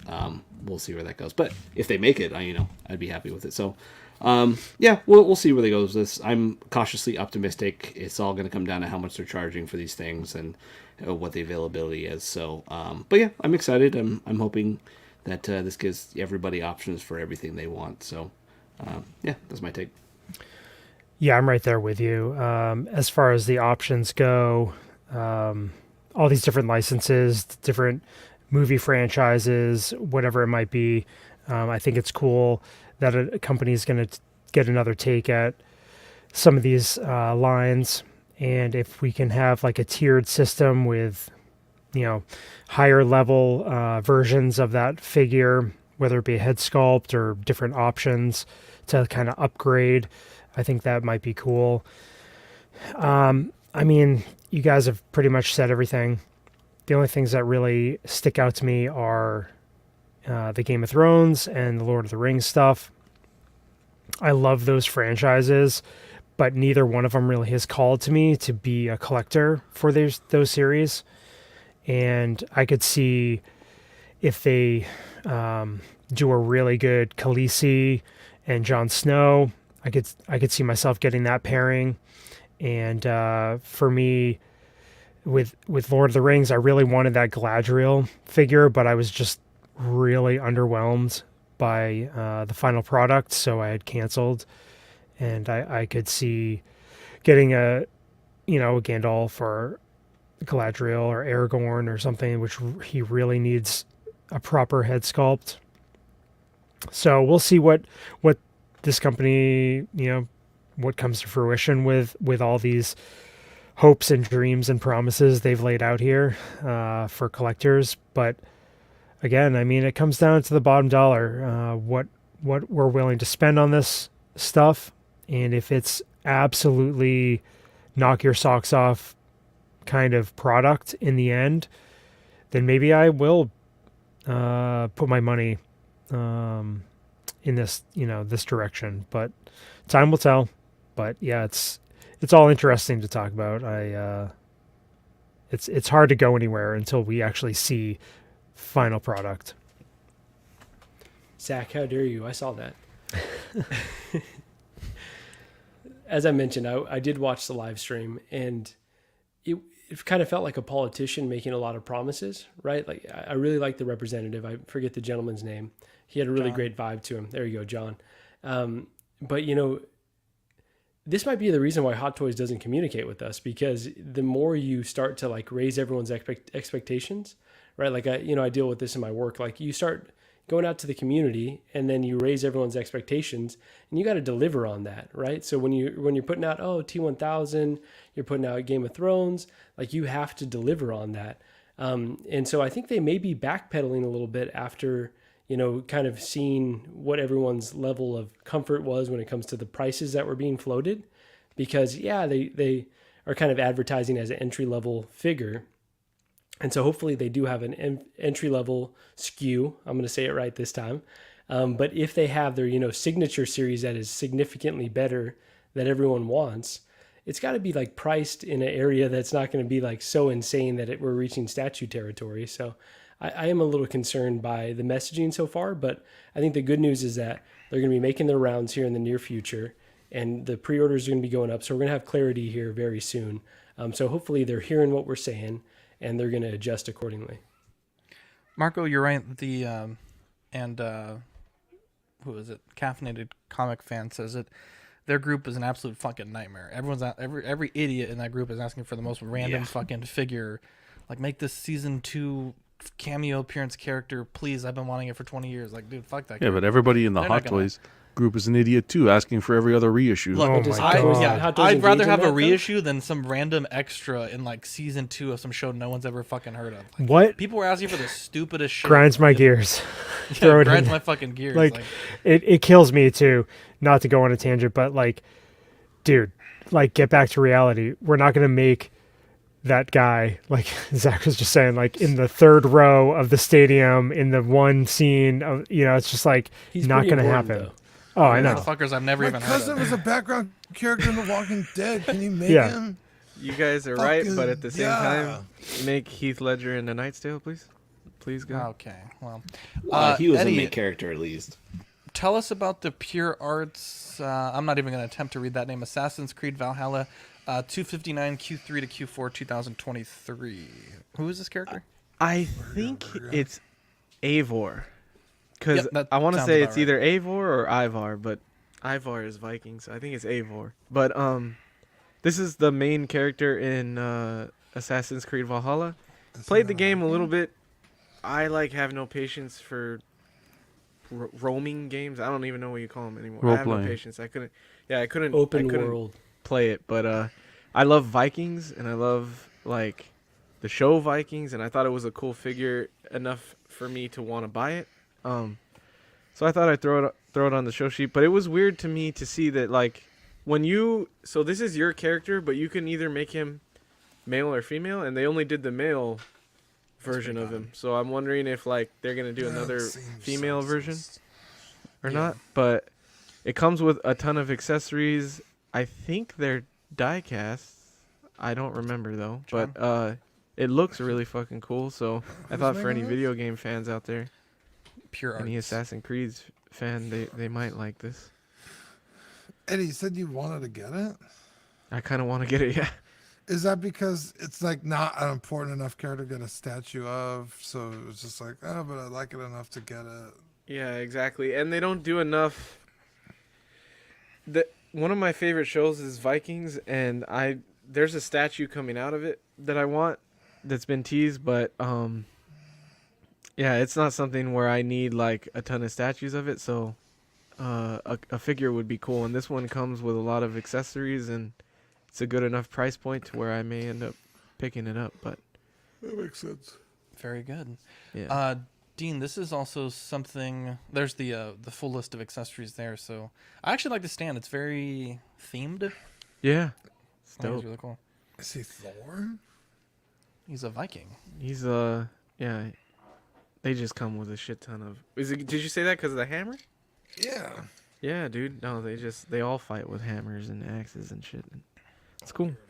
Speaking of Dean, Game Toys Cloud and Fenrir Q1 2023, 650. I'll cycle through these pictures, and you're the expert here, so you just let me know what you think. Yeah, so this is a 6-scale Cloud from the movie Advent Children, Pharmacy 7. Yeah, Q1 2023, $650. I went ahead and pre-ordered this. I'm not looking forward to that payment, but here we are. I need this. Like, I need air in my lungs, bro. Fenrir. Fenrir is a very important part of the movie. Will and I talked about this on his stream on Sunday. Cloud is on Fenrir almost the entire movie. I mean, even in the final fight, the first half of it, he's on the bike. So you almost, like, if Cloud is as important to you as he is to me, he's literally my favorite character of all time. You kind of have to get the bike. Like, the bike is a very integral part of the movie. It opens up and you can put all the swords in their slots, which is very cool. I have this in the Play Arts Kai, and that sucker is huge. So this is going to be amazing. I cannot wait for this to come out. It's going to have lights. I don't believe it's going to have any sound or anything, but they said they developed a new body for it. I think it's just a Phison that they're going to use, honestly. It doesn't look like it's anything spectacular. A medical grade silicone, you know, is how they always say. So, but Game Toys is, they've released 2 figures so far, at least from Final Fantasy 7, Sephiroth and Cloud from the remake game, and they exceeded expectations, even past their prototypes, which is very rare. So I have no doubt that this is going to be absolutely fucking incredible. So I pre-ordered it. I made the mistake of not pre-ordering their other figures, and I regret it. I regret it so fucking bad because those figures are so expensive now. Yeah, I regret that too. Big time. Yeah, huge. I got the VTS, and don't get me wrong, I like that figure. It's great, but it's nowhere close as fucking cool as the Game Toys ones, and I bummed out I can't get them. So I did not make the mistake of this one, because if it follows the same trajectory, this motherfucker is going to be $1,200 when it comes out. So if you're on the fence about pre-ordering it, just pre-order it. This figure, which I know Chris Letty's very excited to talk about, the Ahsoka, I believe this is the Clone Wars version, was released. I know we were all freaking out about the instructions photo. I think, I don't know. I think those photos are probably a bit poorly taken. I think the figure looks fine. I still don't love the material that Hot Toys uses for their seamless bodies. I think I just don't see these lasting very long. I think you're going to have the issue with Shuri, where the Panther gauntlets were cutting up the forearms, and just the elbows themselves aren't going to hold up particularly well. Fortunately, I think one of Ahsoka's most iconic poses is this one here on the left with the sabers behind her body and the arms straight on. So I think potentially you could have some longevity there in a fairly safe pose. And I think Hot Toys, man, they just really kind of flex hard with their purrs or single eye rolling system, whatever you want to call it these days. If the Gandalf by Asmus was anywhere near this good, I mean, that would be just absolutely incredible. I think overall, I think this is really solid. I've seen quite a few people say that the sculpt looks really soft. It is also an animated cartoon character made into the semi-realistic take, so I guess I think the arms are just. I think that's kind of my big concern. What do you think, Dean? Ahsoka, Clone Wars, Hot Toys. Yeah, I cannot wait for this. I have it on pre-order at Stevens. I think it looks really good. I really don't have a lot of bad things to say about it. I am worried about the arms.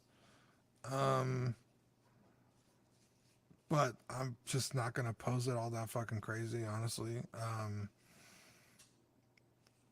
And I think I don't know if they improved the face, but it's definitely not as bad as the prototypes. I mean, that looked like John Travolta. This is kind of like maybe. I remember that. I remember that. Travolta Tano, yeah. Yeah. It was funny because we were jumping on stream and I was like, someone's talking. Who is that? And I was like, oh, it's Chris Letty. I was like, why is Chris here? And I was like, Ahsoka coming. I know. He's like, bro, can I come on? I'm itching to talk about this figure. Like, bitch, where have you been the last 20 weeks? We missed you. So I'm gonna give up the rest of my time because I want to hear Chris talk about this. No, I appreciate that, and thanks for Zach for letting me jump on last minute. Yeah, this figure obviously, when it was announced, it was like an earth-shattering kind of moment in the 6 scale community because nobody thought Hot Toys would do an Ahsoka figure. And we had kind of mentioned him earlier. We had done an emergency live stream with the 6 scale Conmist. May he rest in peace. Jesus, he didn't really die, as far as we know. Don't say that. We don't know, though. But yeah, it was a great time with him back in the old days, way before all the numerous 6 scale streams. Anyway, no, I am extremely excited for the release of this figure. Long time coming. I think it was announced like back in 2020, summer of 2020 or something. But Ahsoka's she's my girl. She's like my favorite Star Wars character of all. And he didn't die. So just being able to get her figure in 6 scale form was kind of one of those pie in the sky dreams when I started collecting Hot Toys, and I didn't think it would ever happen. When Clone Wars Season 7 happened, you know, kind of opened the door for Hot Toys to potentially make a figure of Ahsoka in her Clone Wars, version. I think the final product looks really, really good. Andrew says not. Yeah. SSE is gone. Arms aside, she's absolutely stunning. Yeah. Sure, she'll for sure be the center of my 1/6 collection final production. Made me decide to get 2. Wow, yeah. I had 2 on pre-order, and I did recently decide to cancel one just because my 6 scale collecting has diminished significantly as of recent. But I do have her on pre-order with Underground Figures, and yeah, I'm just eagerly anticipating her arrival. Obviously, going with another retailer, I won't see her for a little bit longer, but I'll pair her with Rex, and I've got a whole Ahsoka shrine in my hallway going down to the basement, all my prints and other figures and such. So I think, to everybody's point so far, the arms down the road could potentially be a concern, cracking, that sort of thing. But Zach said, her iconic pose is with her straight arms down with her sabers to the back. And I think, that would be a great pose. She comes with a lot of different display options with her cloak. And she looks, with the material with her, on her pants and everything. I think you're going to be able to have her in numerous different display, action poses and stuff, depending on how you want to push those limits to the seamless arms. But for me, Ahsoka, she just means a lot to me as a character. Her whole journey throughout Clone Wars and now into The Mandalorian. I just think, we've seen her growth significantly. We've seen her character grow so much throughout the Star Wars community, more so than I think many others. And I think her popularity is continuing to grow. So I'll be interested to see what the overall take is on this figure and how well it sells. Will I regret not buying two? I don't know. But yes. I probably will. But for me, this was like the number one figure that I wanted. The last arc of season 7 of the Clone Wars is my top story arc in all of Star Wars. So to have a representation of this figure in 6 scale, I think is huge for me. I just hope, all the other people that are waiting for her, I hope that they, really like the way the final product came out. And I haven't had a chance to watch any reviews. I think there's a few already up on YouTube, but yeah, just looking forward to that. And yeah, that's my story. And I'll just stop my rambling. Marco, what do you think? Yeah, so thinking about this figure and seeing it released is kind of surreal because it takes me back to the days of the early pandemic where we really weren't comfortable leaving our homes. I was watching 6-scale scavengers, 6-scale economists, and getting caught up in the hype of, this figure because I'm not a huge Clone Wars person, and I've come to appreciate Ahsoka more over the years. But this has really crossover appeal, right? I have friends that have no other Hot Toys pre-orders that appreciate Hot Toys through me, and they're like, when is this one going to come out? I was like, Lord only knows.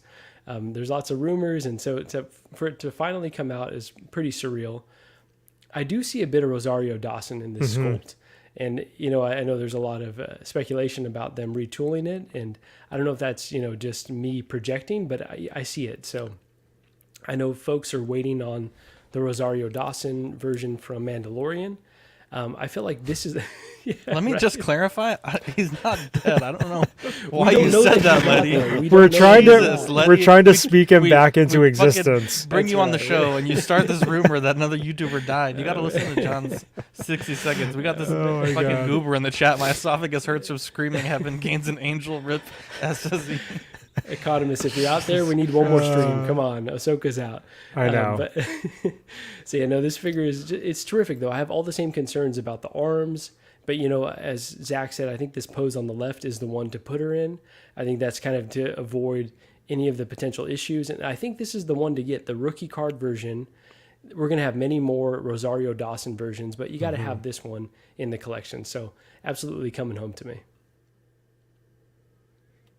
Yes, I love Ahsoka. I was late to her, to basically knowing who she was. I didn't watch Clone Wars until the pandemic. So to Marco's point, yeah, it definitely takes me back to that. This is one of the first shows that I binged sort of when we were on lockdown and had nothing else to do but watch TV. So then I realized what I had been missing and what Letty had always been talking about and all this stuff. So definitely fell head over heels for her. So this is a fantastic figure, without a doubt. I know everybody's worried about the arms, but like everybody said, this pose right here, which is the sabers behind her back, will do great. Even, you could pose her in kind of her dynamic, one in the front, one in the back, without really putting too much of a bend on her on her legs. So, or on her arms. So nasty. Freudian slip. One in the front, one in the back. Oh yeah, well, clip it. So yeah, this is an absolutely fantastic figure. The sculpt turned out better than, definitely better than the prototype, in my opinion.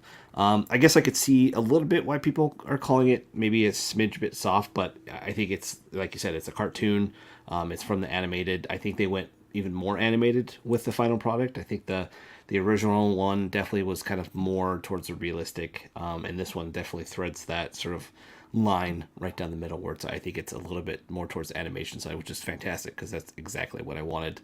And to Marco's point, I could definitely see a bit of Rosario, like young Rosario, in different pictures that they do. Not all of them, but I can definitely see some of the kind of features in her, like lips and maybe cheekbones and stuff like that. So yeah, I am super stoked for this figure. I have 2 on order. Because I wanted to do one in the cloak, because I just think that's such a powerful scene, to sort of in a Clone Wars in her cloak. So, and then I have to have one to pose with Anakin. So, yeah, fantastic figure, executed flawlessly. Definitely looking forward to getting this in hand. This is one of the rare situations where I kind of wish I did day one pre-order through those that shall not be named, but yeah, I'll just be waiting for my normal pre-orders to come in. But super excited. This has been my number one figure I've been excited for a long time, so I'm glad it's finally here. Lane Kramer with the $2 super chat.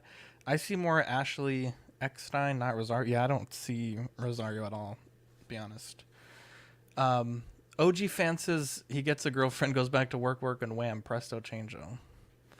You hate to see it. The chat is going crazy about this revelation.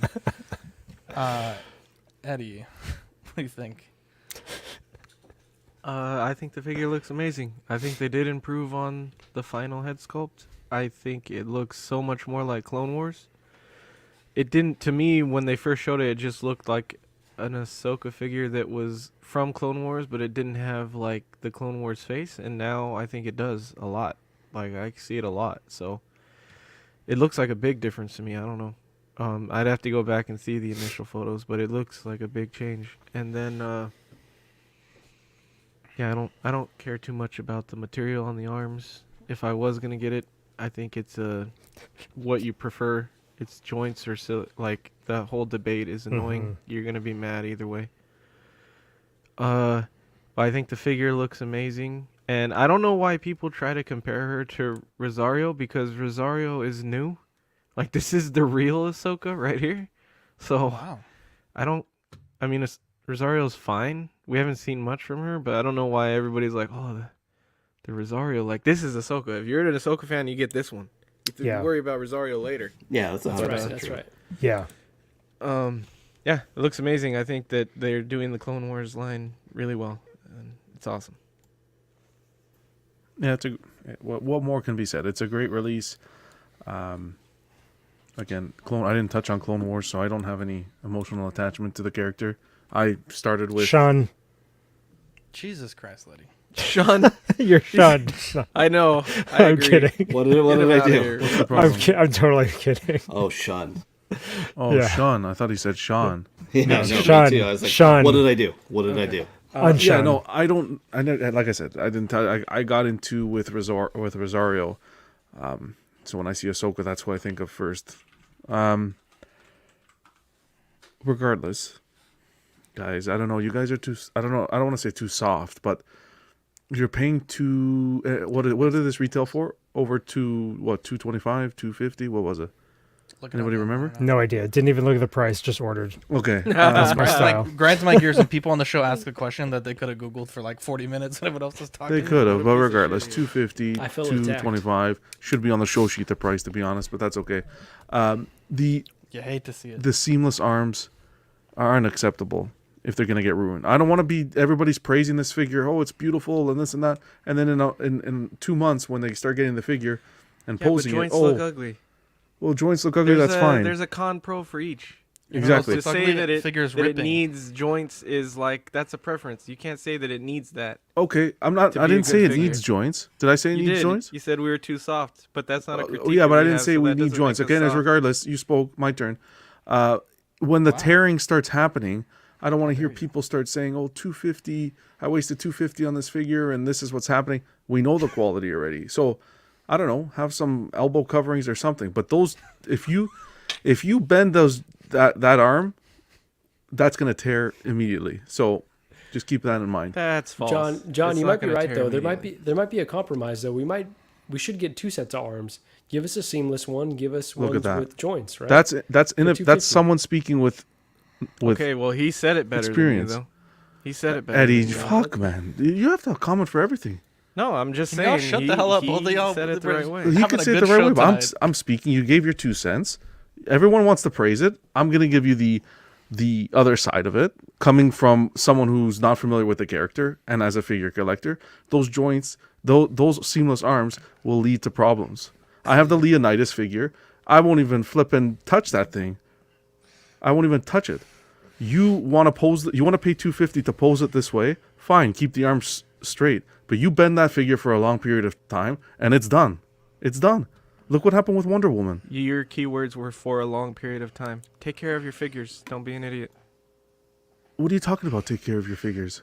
Don't leave it in the pose if you can't leave it Okay, in the Eddie, pose. that's fine. Eddie, what the hell do you? How many what figures do you have that have seamless That arms doesn't left? mean that I don't have them. Do you have Just 'cause experience I don't with have seamless arms? Yes. Okay, I'm going to be the Didn't you adult. rip- Didn't you damage the Hellboy and the Bane? Yeah, I exactly. didn't I'm going to damage just the stay Hellboy. quiet.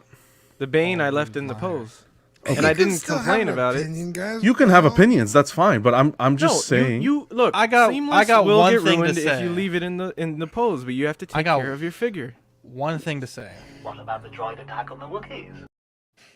If I'm buying a figure, if I want to pose it with a bended arm, you pull up the photo. You pull up one of the photos they had. You bought Leonidas. I bought Leonidas, but I keep the Leonidas in the bent, package. Guys, bended. Okay, so Did I say maybe they'll bent? leave this in the box. Well, that's what I'm saying. If people, are people Get going to it leave it in graded. the box? There you go. Get it graded. Leave it. Remember, I like. how Anyways, they- I like Marco's idea. Give us the jointed arms as well like if you Marco's want to idea pose too. it. Marco's That's a what. great fucking guy. That's You know what else is great, Gene? Game Toys did with Cloud. They give you. Why two is it arms. Dean? Okay, Dean's reading it today. Oh wow, I forgot again. Well, I was gonna say, Jesus Christ, John, come back. He's gone just like Economist. Oh man, we're all God. Oh my God! Jesus Christ. I gotta read. You guys are Like savages. dust in the wind. Avenge the Fallen. Is anyone gonna read this? Or Yeah, we want to the thank pre-cut? our friends over at 16 Corner. Their mission is to provide the best figures and collectibles to their customers. They offer great prices, great packaging, fast shipping, best in the business customer service. Collecting Weekly listeners get 10% off in stock figures while our show is live using code CW10. That's capital CW10. Choose your figures. Pay safely with PayPal, and leave the rest to them. You see what happens when Eddie gets my blood boiling. It's just stuttering John over here. I like how the John's first like, "Oh, everyone's too soft. I'm coming in here to tell the hard It's truth." okay. And then when I'm on his show and I tell the hard truth, he fucking takes me off the show. It's okay. Don't worry. When Queen Studios gives us the quality product, I won't have to bitch anymore. Wow. Oh, I can't wait for them to shit on John. Well, our topic for tonight that got spicy is going all in on collectibles, whether it be a character, a license, a property, a scale. I just want to hear from the boys. Hear what you guys got. So it's no secret. Last year I went all in on Lord of the Rings. It consumed me entirely for like probably 10 months. You went in all in collecting. on Gandalf and like Frodo or Bilbo. I'm sorry. Was this what I went all in on, or what you went all in on? Well, you went all in on. Okay, You didn't go so all in on Lord of the Rings. Otherwise, you'd have Legolas, Aragorn. Those are Frodo. You background went all on, characters. Okay. Those are background characters. I'm sorry, I was distracted. Yeah, I got the bug, man. I went fucking all in on apparently just Gandalf, which you're not wrong. And a lot of people said it was just a trend. They're like, you're a trend collector, bro. But I stuck to my guns, Dean. I stuck to my guns, and I still have like 95% of what I ordered. And I'm so excited. We're finally gonna put the new the old garage shelves, new now, in the collection room. They're actually in there right now. The new room, first thing in there, and it's gonna be a whole Lord of the Rings display. And a few times last year, like I got real into Batman, started buying Batman comics, the sideshow figure, a few different, actually quite a few McFarlane figures, and even the Batman movie. I've been pretty consumed by that. I think it was a great film. I love the different Bat vehicles that you can get. I think I have the Lego one, several different scaled versions, have the Hot Wheels one coming. So, I mean, for me, that's kind of what I went all in on last year. You know, in the past, things like Jurassic Park, Guardians of the Galaxy, all kinds of things. But I think right now as a collector, I'm definitely going into the rest of the year still pretty all in on Lord of the Rings. Definitely some exciting things that I'm going to be picking up this year. And definitely excited to see what 2022 has in store. Dean, you've been all in on a particular character lately. What do you got? Yeah, I went all in on Punchline, the Joker's new girlfriend, Batman's new villain. Or I think he's got several new villains, but she's one of them. And I pre-ordered her Prime 1 statue. It comes out next April. Dean, can I ask a fundamental question though? What about her do you like so much? She's hot. All right, there it is. Yeah, smoke. She's she's like, I always say she's like the Joaquin Phoenix Joker, but like in the comics, like she's fucking crazy. Like her whole thing is like the world's a joke and I'm the punchline. Like I'm gonna make everybody fucking pay. Like, oh, got it. Yeah, she's like legitimately crazy. Just like all your Tinder dates. Yeah, so you know I'm attracted to damaged women, I guess. Yeah, and so I was like, okay, well, I really like the statue, so I pre-ordered the statue. And I was like, I need something to kind of go along with it. Because she's a pretty new character. I think she's only about 2 years old. Maybe like a year and a half. So there's not a whole lot of Punchline stuff out there. And there's no figures. Statue don't come out for a year. I was like, oh, I could get the comics. And we're all about the, 9.8s, baby. So I started looking up which comic should I get. And I ended up with these. I got her first cameo, first appearance, first cover foil. Thank you, Zach. First solo book, all 9.8s.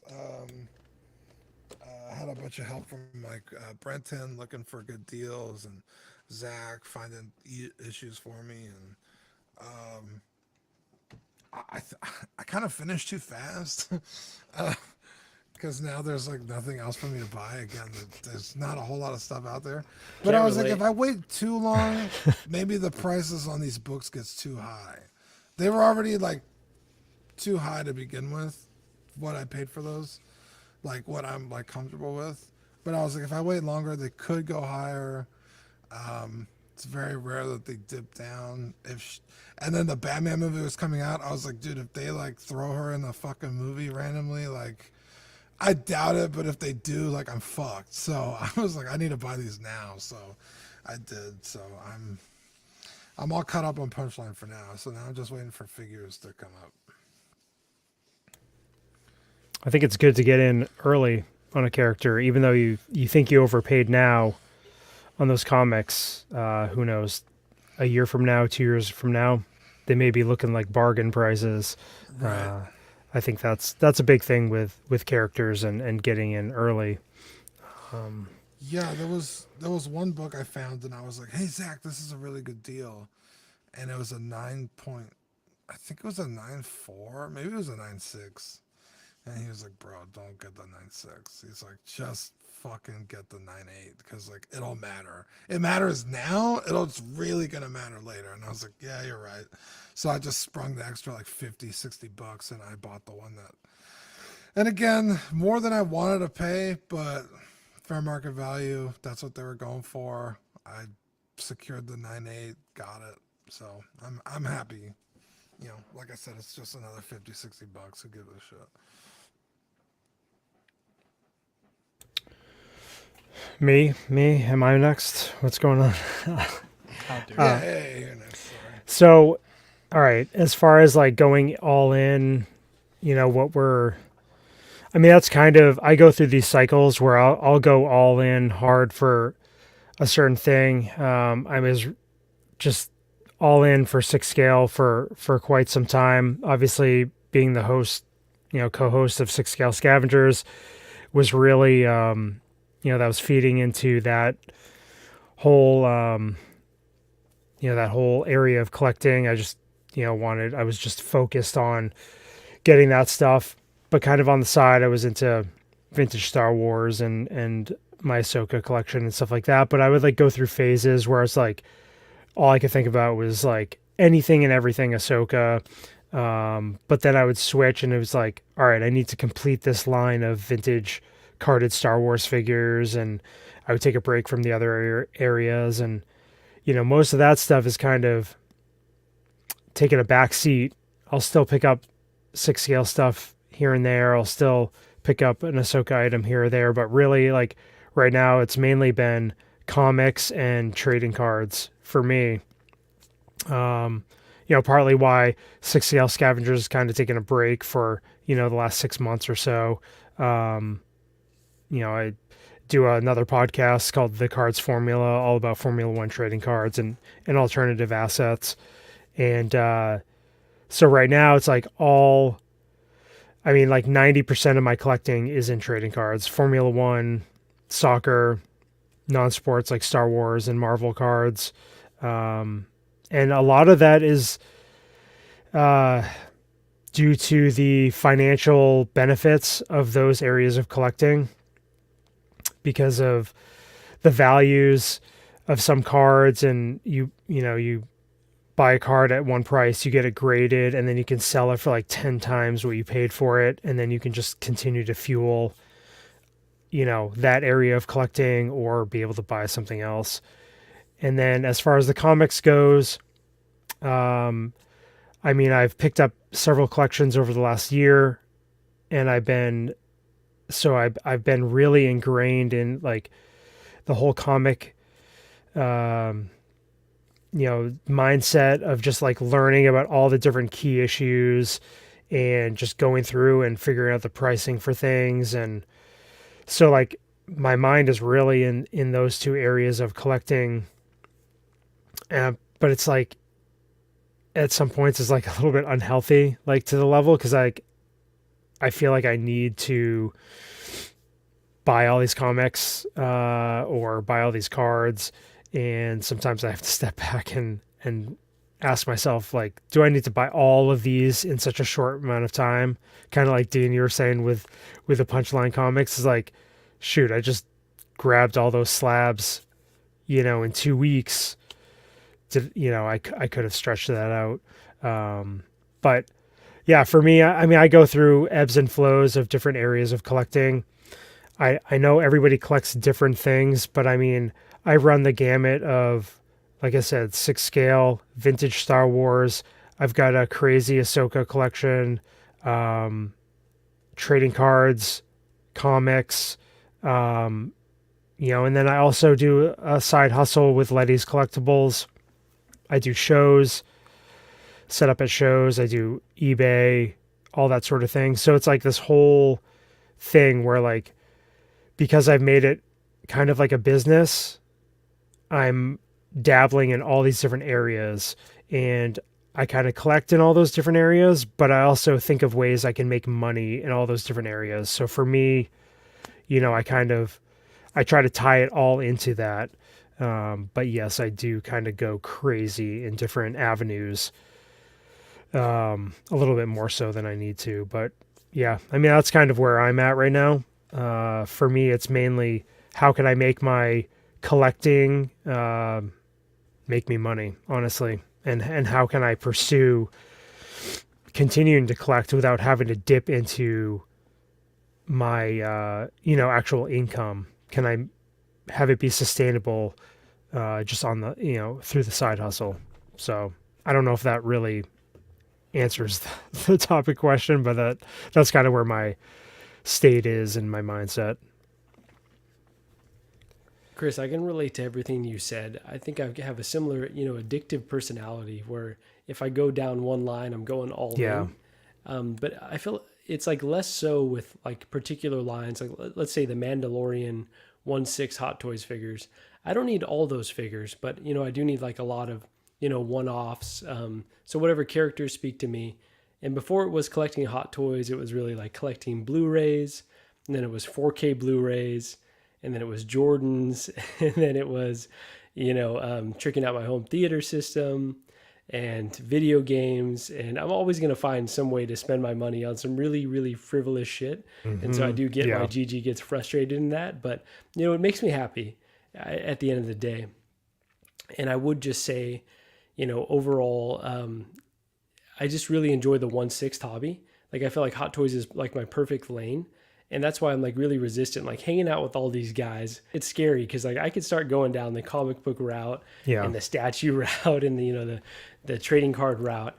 And I'm just nervous because I know myself. And it's like, okay, maybe just stay in your lane and don't pick one up. I've got a few now 1/12 things, and I'm like, I should probably just stop there because, the moment I get rolling, it gets a little tricky. So I'd say, I do go all in, all 3 inches all the way in. But it's I'll Got him, Zach, baby. So I just I do have that addictive personality, but I try to stay in my lane and try to keep a focus if I can. Wow. So yeah, I too have an addictive personality. It's definitely in my DNA, but unlike Marco, I do not stick in my lane and just buy everything, pretty much. Not everything, but I definitely am a completionist to a fault. When if something comes out and it's a one-off figure, like for instance the Eternals figure, when I wouldn't even consider the Angelina Jolie figure because there's no one else to go with her. I'm still not going to get her with what's his buckets coming out, but I'm definitely a completionist. Recently getting into comic books, I think it's nostalgia for me that gets me having, rebuying stuff that I had when I was a kid. Like for instance, I got the, McFarlane Spider-Man run, all in 9.8s pretty much, except for a few that I'm still searching for. But, hunting for deals and all that stuff, I think that's part of the fun of it all. But, for the topic, I'm definitely, I like to go all in. My sort of version of Ahsoka, if you will, Letty's version of Ahsoka, or my version of Letty's Ahsoka is Wolverine. That's been my favorite character since, forever. I mean, he's probably one of the most popular characters, but he's mine. My son's name is Logan, so pretty much anything that comes out Wolverine I buy. I have, every Marvel Legend pretty much has come out of him. When that video game comes out, you're going to be in trouble, huh? Oh yeah. I have all the, the sideshow figures, the Hot Toys figures that they've done of him, the 1 or 2 Lego figures that they've done of him, all the 12 scale, all that stuff. I have all that stuff too. So I definitely tend to go all in as well in that. So definitely completionist to a fault. Trying not to be with the new budget that I have this year, but we'll see.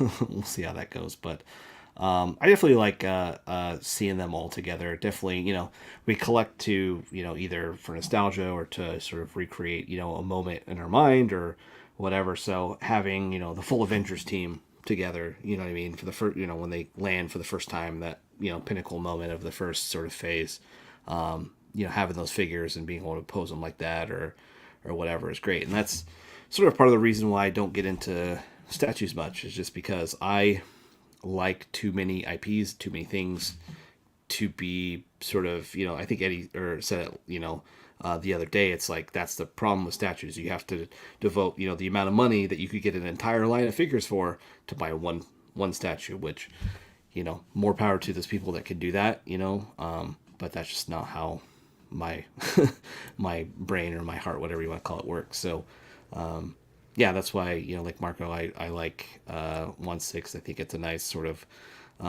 medium format. I think the quality is there. The materials are there and the details there versus, the Marvel Legends and stuff like that.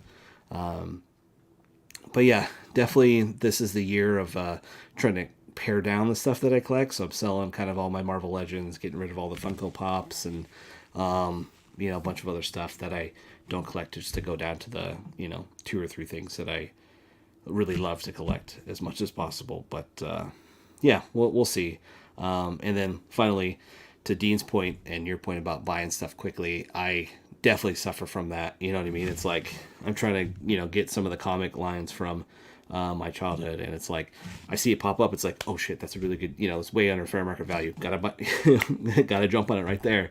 And you end up if you're on enough sites enough times, you see those deals, and you're like, oh, gotta buy it, and then you end up with the entire line. You're like, well, I could have spread that out a little bit, but I have them now, I guess. So it's kind of 6 in one, half dozen the other, but right. Still. Yeah. So yeah, that's me. There's only one line that I'm all in on, and that's the Prime 1 Batman Forever stuff. If they do Batman and Robin, I'll be all in on that. That's really the only thing that I'm like, every piece released, whether it's a suit variant, whatever it is, I will buy. Anything else is like pick and choose. Everything else is pick and choose. And then I'm not really all in on a scale either. I'd like to say that like I have more focuses, but I'm not all in. Like only buying statues. I will still buy 1/12 on occasion. I still have 1/6 on order. I still have the Batman Forever stuff on order from Hot Toys. If Queen does really well on these figures, there may be some stuff I pick and choose from those. I don't think it's possible for me to be like just statues or just Hot Toys or just 1/12. I don't know why that's such a thing that collectors get hung up on.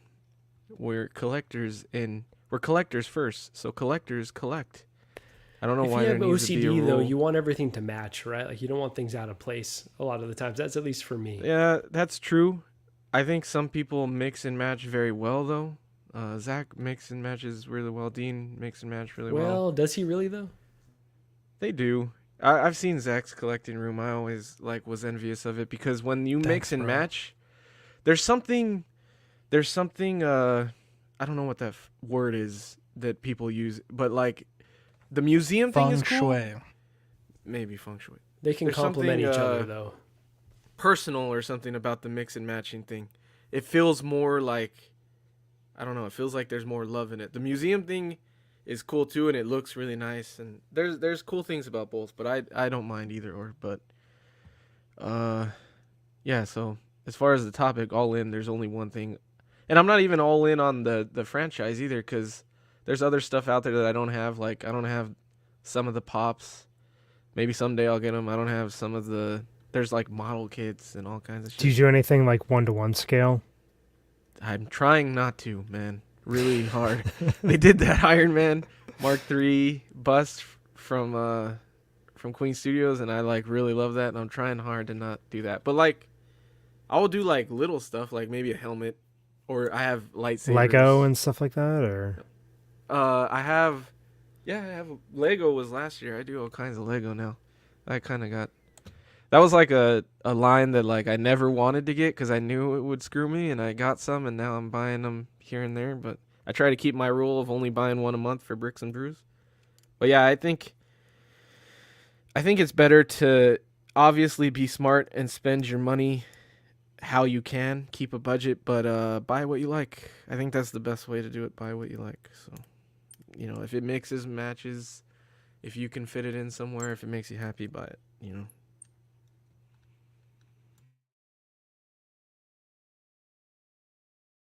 For me, in like 15 years or some of collecting, I've been all over the place. I've collected in phases. I started off with comics and then just jumped all in with Sideshow and their statues, and then got into Hot Toys and was all in them.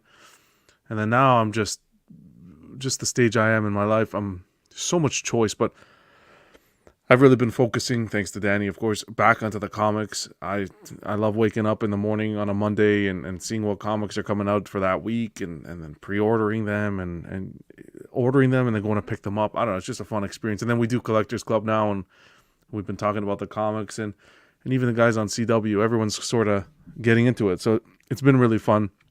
I know I'm the same as these guys. It's hard for me to focus. I can't just say, well, I'm going to buy this statue line or this Hot Toys line, I'm kind of like what Eddie said. I buy what I like, and if there's a piece that I really want, it doesn't fit in the collection, I'll still pick it up and find a way to fit it in. That's how I collect. I'm not one to just say, well, I'm going to stick to this line and quarter scale statues only, and this type of Hot Toys from this line. No, I can't do that. But boxes stack on top of each other, so it's easier. Yeah, they do when you need to finish your basement. They do. You're right. Wow. Very good. DC Comics put a post, every story has a beginning. The Penguin working title, a new limited series starring Colin Farrell is coming to HBO Max. Matt Reeves, Dylan Clark, Colin Farrell, and Lauren LaFranc to serve as executive producers. I think he stole every single scene he was in, so definitely excited to get more of the Penguin. But let's burn through these real quick. Entertainment gave us the first look at the Kenobi series through several screenshots. I'll just cycle through these real quick. We got Kenobi, sort of maybe a cityscape Kenobi next to a pillar wall of sorts. We also get some looks at the Inquisitors. Not that exciting, to be honest. Some looks at the Inquisitors.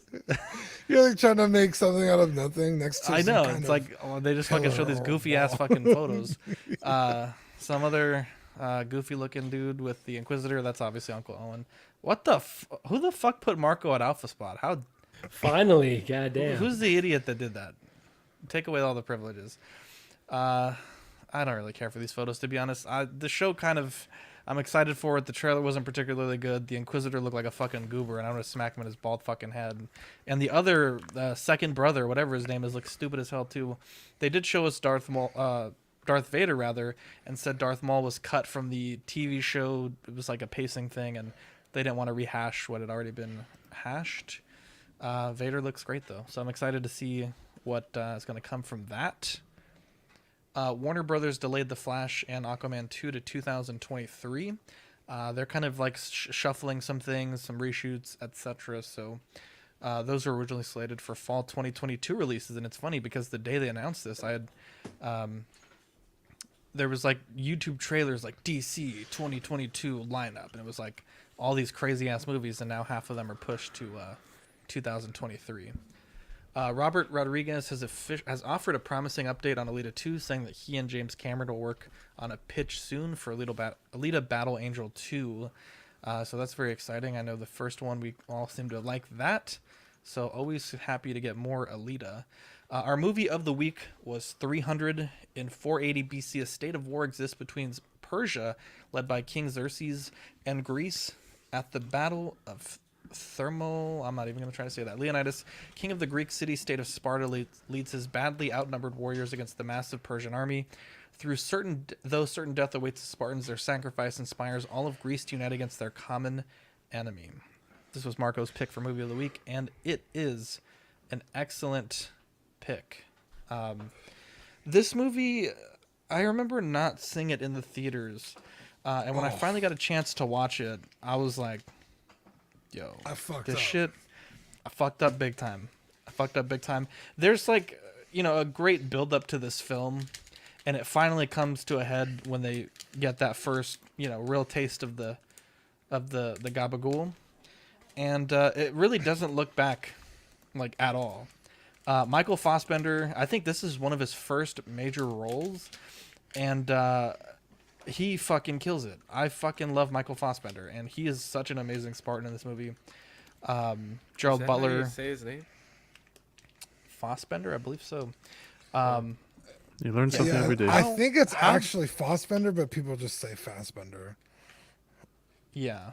But I think technically Fassbender is correct. I could be wrong. Such a good film, Dean. This is the inspiration for the Come and Take It sort of Texas cannon flag thing, and the historical story behind this is actually quite interesting as well. It's definitely a bit oversold, actually quite a bit oversold for the purpose of the movie, but just a little, just a touch. I think there was like something like 20,000 men under Leonidas's command, but that's not as fun as just saying 300. It was 20,000. 300 of them were Spartans, but 300 of them were Spartans. Yeah. A real character? Leonidas? Yeah. Now, in That's it. historical accounts, he was actually about 61 when this happened, so he's quite a bit older than this film. The Battle of Thermopylae. Wow, the Battle Monopoly. Dean, what do you think about it? Yeah, this movie, shot for shot, is the comic 300 by Frank Miller. If you have the comic, 100%. this movie's so well adapted from the book. It's insane. This movie's fucking fantastic. I not that I forgot how much I love this movie, but rewatching it, it's just like, oh yeah, like I fucking love this movie, like for sure. Like it's so good, man, and it's just kind of like,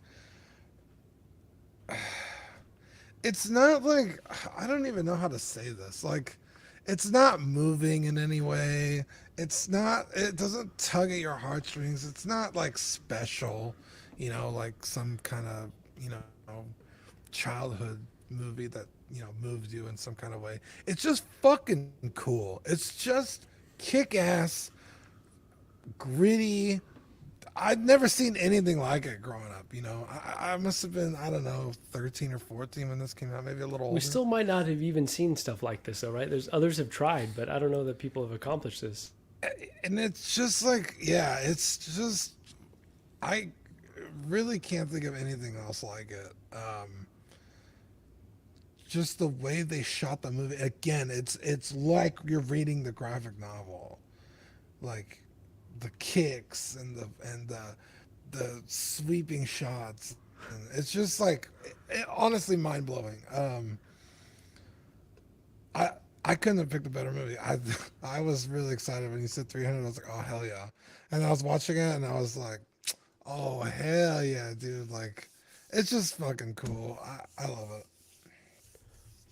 Yeah, this is one that I had wanted to revisit for a long time because, when it came out, I think I was in college and it was one of my favorites at the time. And so just wanted to see if it still held up. And yeah, it does in terms of the cinematography, like being so faithful to the, Frank Miller graphic novel. And also like gets you interested in history, right? Like there's obviously way overdone parts, but I kind of love that about it. Like it's so like almost like a horror aspect to a lot of the portions of war and, the history that it makes me want, like I want like an Aztec movie, against the Spanish. And it would be really cool to have, there you go. Like kind of this is like in a similar vein, but I would love like a more stylized Apocalypto. So I would just love to see more takes on history. Cause again, it takes a lot of liberties, but it makes you interested in not only graphic novels, but in going back and exploring like the actual events that happened.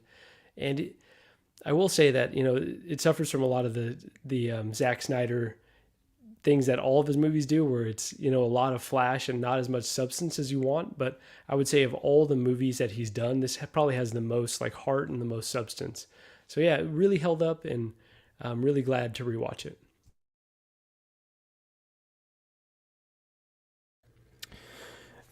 All right, I'll go. For me, I mean, it's sad that Dean's saying he's like 13. I was like 25 when this movie came out. So I don't remember how old I was. Dean didn't watch it. This sounds like my review. I didn't watch it either. What? Oh man! How dare you? Watched this. So Dean, how many Spartans did he have right now? Let's go. Fucking, he didn't watch it, bro. What are you talking 300. about? 300, dude. 299. Well, he sent one away, so technically you had 299. Oh my that god, motherfucking Hunchback technicality. So, like, wasn't are you- part of the 300. Yeah, he was. That was 301. And then you had Okay, FEL meat on the fees. bone. Meat on the bone. Leonidas is Don't like, worry, sorry. no one's talked FEL about fees. the What's the runtime? The movie's Rotten not Tomato cost score is still out there. 301. IMDb score. I'm just kidding. The this movie was crazy. I saw this in the theater when it first came out. John just. Why did you say I never seen It's it? a look of disappointment. I just said how much I loved it. It's okay. Okay. Yeah, so obviously I was late add to this this lineup, but I have seen this movie multiple times. But for me, I mean, seeing this movie in the theater, not really knowing what we were getting into. I mean, it was one of those movies at the time that just kind of changed your perspective with movies in general and like what could be achieved in cinematic form. Zack Snyder's style is it's Zack Snyder's style, but just this whole movie stylistically, all the actors that they chose, they cast in the roles. I mean, it really put Gerard Butler on the map, and Lena Headey. We know her from Game of Thrones as Cersei, and we see a lot of her in here too. Yeah, a lot of her. Hello. Margot. That's her name. Yeah, very memorable moments. So slow motion. So for me, I mean, this is one of the best movies.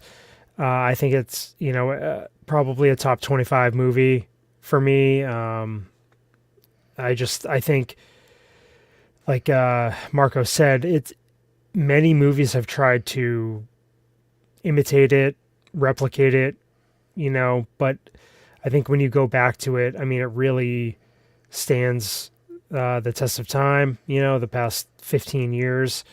But for me, I think just the story, the historic nature of it, obviously it's exaggerated, but I mean, in a good way. It's supposed to be entertaining, and I don't know. I just think everything about this movie hits for me. I don't really have any negatives to say about it, and I think if you haven't seen it, definitely check it out. And it's just a great movie from beginning to end. Yeah, this movie definitely took me back today when I was watching it. It came out in 2007, so I was 25 as well, just about to graduate college. So, it made me remember what this movie sparked. It definitely, like Dean said, it's like almost shot for shot from Frank Miller's graphic novel. So, one, that was awesome. Two, it definitely was gave Zack Snyder his kind of look that he's kind of carried on, and just the color palette and how he did everything was just really fitting for this story, because it was a very masculine story, and it definitely lent itself to these kind of crazy shots and the look of it, and just the crazy violence of it and all that stuff. So the way that he did that was fantastic. And the Jesus Christ. The thing itself, huh? What was that? I'm listening to music in my other ear, and it's it decided to my AirPod died. Is that porn? Anyways, watching is that a porn. JOI? Yes. Is that a Jack JOI? off Was that a instructions. jerk off instruction? It's been a minute. It has been a minute. But no, a fantastic movie. Definitely reminded me, I had a friend who was, pretty into like fitness and stuff like that, and it spun off this whole industry of like Spartan workouts. I don't know if you remember that from like 2007, 2008. These big kind of, thing about getting ripped like a Spartan and all this stuff. It spawned this whole big thing. So definitely took me back to all that. And I remember Comic-Con from this time. This was another huge thing with all these cosplayers dressed up like that, and it gave sort of the ripped dudes a cosplay that they can come to Comic-Con in. So definitely love this movie. Reminded me how great it was back in the day. I think someone said they made a sequel to this. Is that correct? Birth of an Empire. I have not seen it. I have not seen it. Meat on the bone. Meat on the bone. Okay, sorry, John. I didn't know John. you were into fitness. That's crazy. No, not me. Have you seen Fitness this body? dick in your mouth. Oh, okay. Got him. Jesus Christ. Yeah, this has been a lot of beer. So great movie. Glad I got to watch it again, because it's not something that I would really watch on a normal basis. So, glad we got to watch it again and relive the 07s. I was 18, by the way. I went back. Yeah, I was gonna say. Don't feel too bad. Dean was not 13 because I was 13 when it came out. So there's. I just remember I was in high school. Wow, you were in high school? At 18. I love this movie. Like you guys, I love it. Watching it today, I'm not gonna lie, I kind of was annoyed with the color grading bullshit. Yes, I was like, this shit is very too much dark. so. Watching it today, I never felt that way until today. Do you think it's the HBO like compression though? Because maybe I it felt is, like I wanted a 'cause 4K it It seemed felt like it was like HDR like level 1000. I hated it. yeah, that kind of bugged me today. But still an amazing movie. I didn't notice that it was Cersei. I had never noticed that, and I was Really? like, damn, that's She's so much Cersei, hotter dude. as a brunette, though, right? Like, Yeah, Yeah. 100%, dude. And Brunettes for the two win. Decades younger. Why do the women have such pointy nipples in this movie, bro? There's so many nipple It's a Greek scenes, and thing. all You of them say are that's like a Zach's- bad thing, bro. 3 You inch say that's nipples. like it's a bad thing. You know that Zack Snyder like specifically did some casting on that. pointier, pointier. Like Zach and Miri make a porno. He's like, I have to see your tits for this scene. I don't want to, but I have to. Wow. Anyway, that stood out to me. I was like, God damn, these women. But I did see the sequel, and I don't remember seeing this one in the theater, but I remember seeing the sequel in the theater, and it was like a prequel. But the prequel has a line that like, No, it damn, should be it's a cold, hard line. Because the prequel is telling the story of Xerxes' sister, and like how she was crazy as fuck, and she's actually pretty badass. But there's a line after I'm gonna spoil it because you guys will watch it, but it's a badass line. The main guy from Greece is going to talk. He's not a Spartan, but he's from Greece. I think he's a Athenian or whatever they say. He's going to talk to Xerxes' sister on the boat to like converse before they go to war, and they fuck instead of talking, and then they fight after that. And while she's fighting him, she's like, I'm glad to see that you fight much harder than you fuck. And I was like, oh God, she got him right. That was like a shotgun. I was like, damn, she got him. But that movie- if you guys haven't seen it, that's a pretty badass movie too, I think. Yeah, that movie takes place before, during, and after 300. No, Yeah, I it's guess it technically does. a Yeah, prequel, but it's also that's a true. sequel. That's true. Yeah. But I yeah. was like, I think it's We were in clear, so that's the one I watched. Unfortunately, Wow. No. Is it really? Oh no, no. Oh, John. The other thing I wanted to say, you guys said no one else made a movie like this. I thought Zack Snyder had directed Immortals because I felt like Immortals was it reminded me of this movie a lot, and I loved Immortals, but it's not Zack Snyder. But if you like this movie, watch Immortals if you haven't seen it. I think that movie's pretty damn good. It's one of like Cavill's first films, and it reminds me of this a lot. Yeah.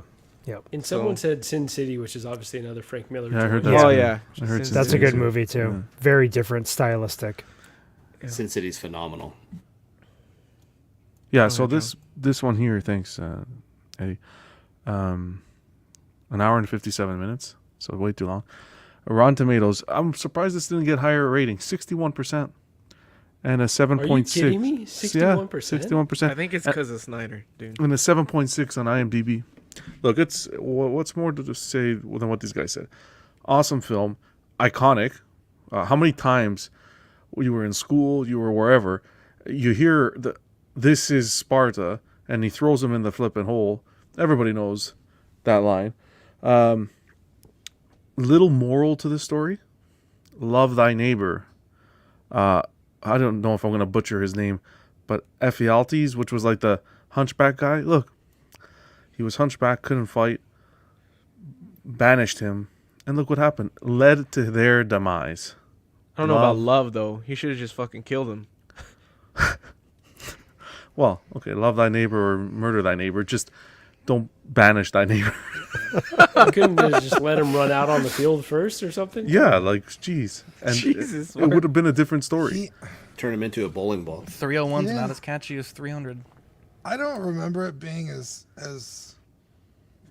like rude. wasn't as you bad. Like, get he's just the like- fuck out of here. But it's like, bro, you can't fight. You're gonna get yourself killed and get us killed. Like, I can't. Yeah. Like Yeah, I it was think like that. I think Leonidas was being gracious. You know.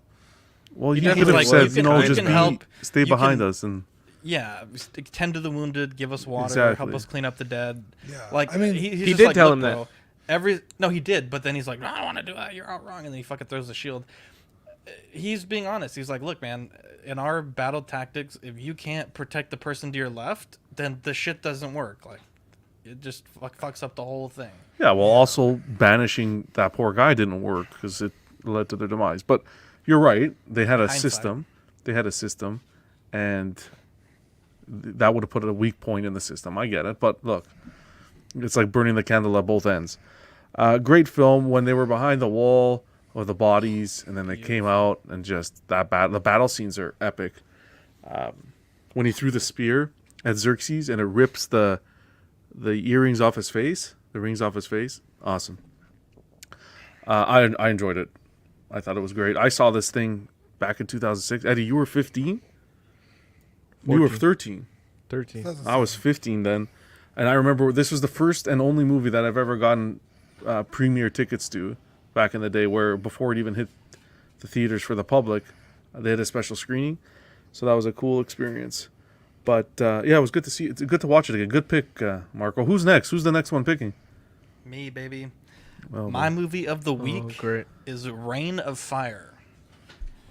What? Wow. Reign of Fire. Reign of Fire? The dragon movie. What? Sean Connery. With right? McConaughey. We watched that already. I don't think we have. Yes, the Sean Connery movie. You're thinking of... Cool, you could do... You're thinking of Dragonheart. Dragonheart. Dragonheart, yeah. Is that in This Canada? I don't know, man. Oh, I'm here returning we go. the favor. Oh, This guy's still on Richie Rich from like a year ago. I'm still on Terminator Dark Fate from Dragons. 4 weeks ago. I'm not watching no flipping Dragon. Oh, Reign of Fire. Oh, 2002. That is a 2022. I was like, this is new. Where's it streaming? Damn, there's some good YouTube actors and in this Netflix. shit. Right? Thank you. Matthew Oh. McConaughey, Christian Bale, bro. What a hidden That's gem. You hate to my see God. Have you seen it, Marco? I don't It's know. on Maybe I've YouTube, seen John. but I so saw that movie in the McConaughey one theater. Is what? Is it my turn next week? No, you never get a turn. Can I watch Eva Longoria 2.0 I'm again? kind of thinking I'd rather watch of, that. I should pick Interstellar or Dirty I haven't watched Harry. that. Save it. Save it. Are there any? I don't know if playing nipples in Interstellar's this one? streaming anywhere, but that movie's fucking incredible. You should just own it. All right, let's move on before we get to 3 hours.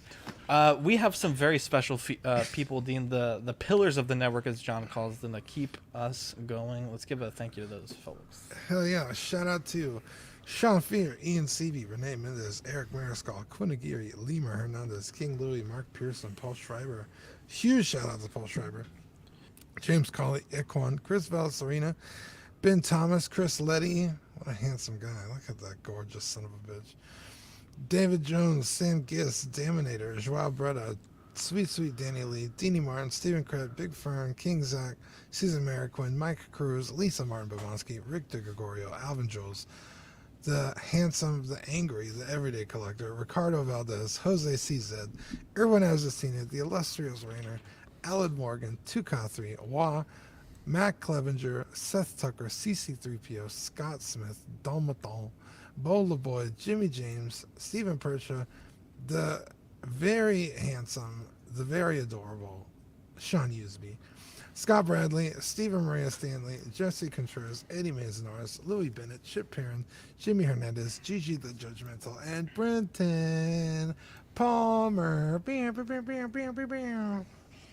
What a bunch of angels, just for like 2 seconds. Holy was all man. I wrote about it. Damn, that looks damn. good. Gilgamesh. That does What look the good. heck? Yeah. I thought that Wow. was Buddy from Buddy's Toys and Collectibles. Bro, you can't say that. Wow, he's a big guy. That looks really good, though. This is sweet. That actually. head sculpt What is the heck? insane. Everybody likes that. What? The portraits, you can't take away from the portraits. And you know what I love the most about it? No seamless arms. Well, that suit's going to get fucked, to be honest. Yeah, that suit is gonna get absolutely. He's got seamless wrecked. sleeves. Oh, yeah, I hate Yeah. to see it. I'd almost, man, the way they did those effects is terrible. It is pretty bad. I'd almost like the ones they did on Doctor Strange, where it's just the golds. Yeah. The That portrait's was- beautiful, look at though. the way Wow. they did- well, Do you think Hot Toys was like, with all the Queen Studios news, let's just put out our best sculpts? Like, doesn't matter Yeah, who it's okay. from. Like, just put out our It's best. not really. I mean, I don't know if looks, that's their It best. looks pretty damn good. It looks pretty damn good. I'm just saying what they have in the hopper. I think. We'll talk about it Tuesday. April Patreon benefits. Yes, Dean. The other day, John in the chat was like, "What's up with the Jumbo sticker?" And Zach's like, "What? What's wrong with it?" He's like, "What's all the markings? Are those tattoos?" It's true, though. Like, Bro, it says Jumbo. You fucking idiot. That look okay. I'm sorry. I'm not gonna insult any sticker designs. I love you, Manny. I thought the hand was on. It was either a tattoo or it was on fire. It's a left-handed Jumbo. How dare Me you? up so much because he was like, "Are these tattoos?" Like he was so curious. Oh, we're doing a network Took cheat me a sticker. second. That's freaking pretty. Well, That's hang not bad. on. Let me fucking get to the fucking point. Jesus I'm Christ. sorry. That's Can we vote on that Jumbo? Because I don't know, man. That's The Patreons voted. This is our stickers for April. So we're doing a network sticker sheet. So it's 6x4. And every one of these stickers is like an individual sticker for each logo. So you'll get cool. 4, 8, what was that, 11 stickers there. Yeah, it's our first ever sticker sheet. They're very expensive, but Sticker Mule did a great deal on these. And a Jumbo die cut sticker. So this is a great design by Manny. And that's going to be the second sticker. I know we have a Bricks and Brews that we were working on, but I don't think you guys were able to finalize anything. So we had to put in this order sooner than later. Yep. And so these are what we came up with. We also have a very special item for the top tier members. This will be shipping out in April. Yeah, April. These are custom D20s engraved with the Live and Let Dice icon logo with Strahd's sword and a D20. So there's 25 of them. 7 of them are going to the D&D crew. I believe 10 or 11 of them are already reserved by the current Patreonies, so there's about 8 left if you want in. Just secure your top tier What a Guy membership ASAP, and these will be shipping out in April. So this is a very cool thing we're doing, and it was all thanks to Paul Schreiber for pitching in the funds to do this. It was a very expensive project, and this is really, really generous of him to do that. And of course, Manny made the logo, so it's ended up being a really cool project, and it's one of quite a few projects that we have kind of in the pipeline. If you want to join us on Patreon, we have 3 tiers. The Sweet Angel tier, $5 a month, stickers sent straight to your door, and access Donks After Dark replay. The $15 certified crispy certificate, figure fix assistance, and a certified crispy certificate, and the $25 What a Guy tier. You get a exclusive Pog Deluxe set on your first pledge. Those should be in April or May, depending. Doubles of all the stickers we send, and if you're international, it'll be like anything above $5 we'll charge for the Pogs, but I think they should be able to ship with just stamps. So we did get those Pogs ordered as well. We went with the blue design. So last week we were talking between black and blue. Blue won out, and this is that exclusive Pog set. So these Pogs here will only be available in this deluxe set. There's 25 of them. And I think like 14 or 15 are already spoken for. So once this 25 sells out, we'll look at making a new design and then kind of go from there. We have some great YouTube channel members: Mojo Z78, OG Fan, Absolute Irwin, Bema, Test Just 1, Mark Pearson, DK Avenger 702, Ben Thomas, OMFG Rick. Did I skip somebody? Justin Harass, Mike Oxlong, Paul Schreiber, S Beam, Andrew Gibo, Andres IB, CC3PO, Daminator, Lemur, and Sam Gist. Thank you for your support. I think if we get like 3 more channel members, we'll be able to unlock a new emoji. And we will get the channel members to vote on which host or logo or whatever they want. The membership starts at 99 cents for the Patreons. You get the loyalty badges. And the access to the exclusive emojis. So if you're a channel member, if you could drop some emojis in the chat so for everyone to see. And the Peanut Gallery, which is $2.99 if you're not a Patreon member. Sam is saying we need some coffee cups. Always something we can look at. But here's a look at the network. This is the same copy of the sticker sheet you'll be getting. Collecting Weekly Live, OFAX, Small Talk, After Dark, In and Outs of Collecting, The Ringcast, Collecting Weekly Live Unboxing, Bricks and Brews, Live and Let Dice, Pose Wars, and Collectors Club. Let me just double check one thing real quick. You can find us on TeePublic, which is that link there. Shirts go on sale all the time. You can get all different logos there. We just put up the new D&D logos on TeePublic. Some great shirts there if you want to support that brand. And John, go ahead and read our socials for me if you don't mind. Yeah, on Facebook we got the main Facebook page, Collecting Weekly, and we have our fun page, Collecting Weekly Auxiliary, for news, updates, all the channel stuff on Facebook. on Instagram at Collecting Weekly. We got at Collecting Weekly _clips, all the funny moments from each stream, from each show. At the _everyday _collector, and in and outs of collecting are all our Instagram pages. Guys, be sure to follow. Thank you very much. Marco, what do you got going on your channel? Yeah, so we've been doing some live unboxings. We've got some episodes of the She Said No podcast, and we've been trying to have more guests and get more comfortable with our live streams. So I think everyone here on the panel, I've got something in the works with. This Saturday at 11 a.m. Pacific Standard Time, we're going to have SpongeBob Square Balls. So I think, we're trying to do, a more broad range of, folks that are in the chats and also people that are on the panels. So really looking forward to that. I will say Gigi's going to call me cringe for this, but we are a call to action here. If you're watching this stream, we're dangerously close to 200 subscribers. So I'm going to try harder here. And if you're watching the stream, if you wouldn't mind subscribing to 1/6 fix, we're not about the statistics here, but would love to hit that 200 mark. So 1/6 fix. I'll help you out with the link, my guy. Jesus Thank you, Christ. brother. Spell it out Chris, again. you guys got... I'm sorry, Marco. Go ahead. I was just going to say, so we might be doing a part 1, part 2. So we might get John and Eddie on the stream here in the very near future. And we're going to convince their significant others to come on for a part 2 to kind of talk about how they always bicker with each other. And we'll dive into that toxicity on the show. Toxicity, wow. Oh, no. What the Oh, no. fuck? Oh, we're going to go there. We will go there. All right, guys. Be sure to unsubscribe. Letty, you got the cards formula, Guess it's and toxic to speak your mind. hopefully man. one day the scavengers will return. right. But what do we got? What do we got going on here? Yeah, so the cards formula, Brian Fontaine, TC, previous co-hosts of Six Scale Scavengers, we have that Formula One trading card podcast and alternative assets. We're actually going to be live tomorrow night. This weekend is the first race of this new season of Formula One.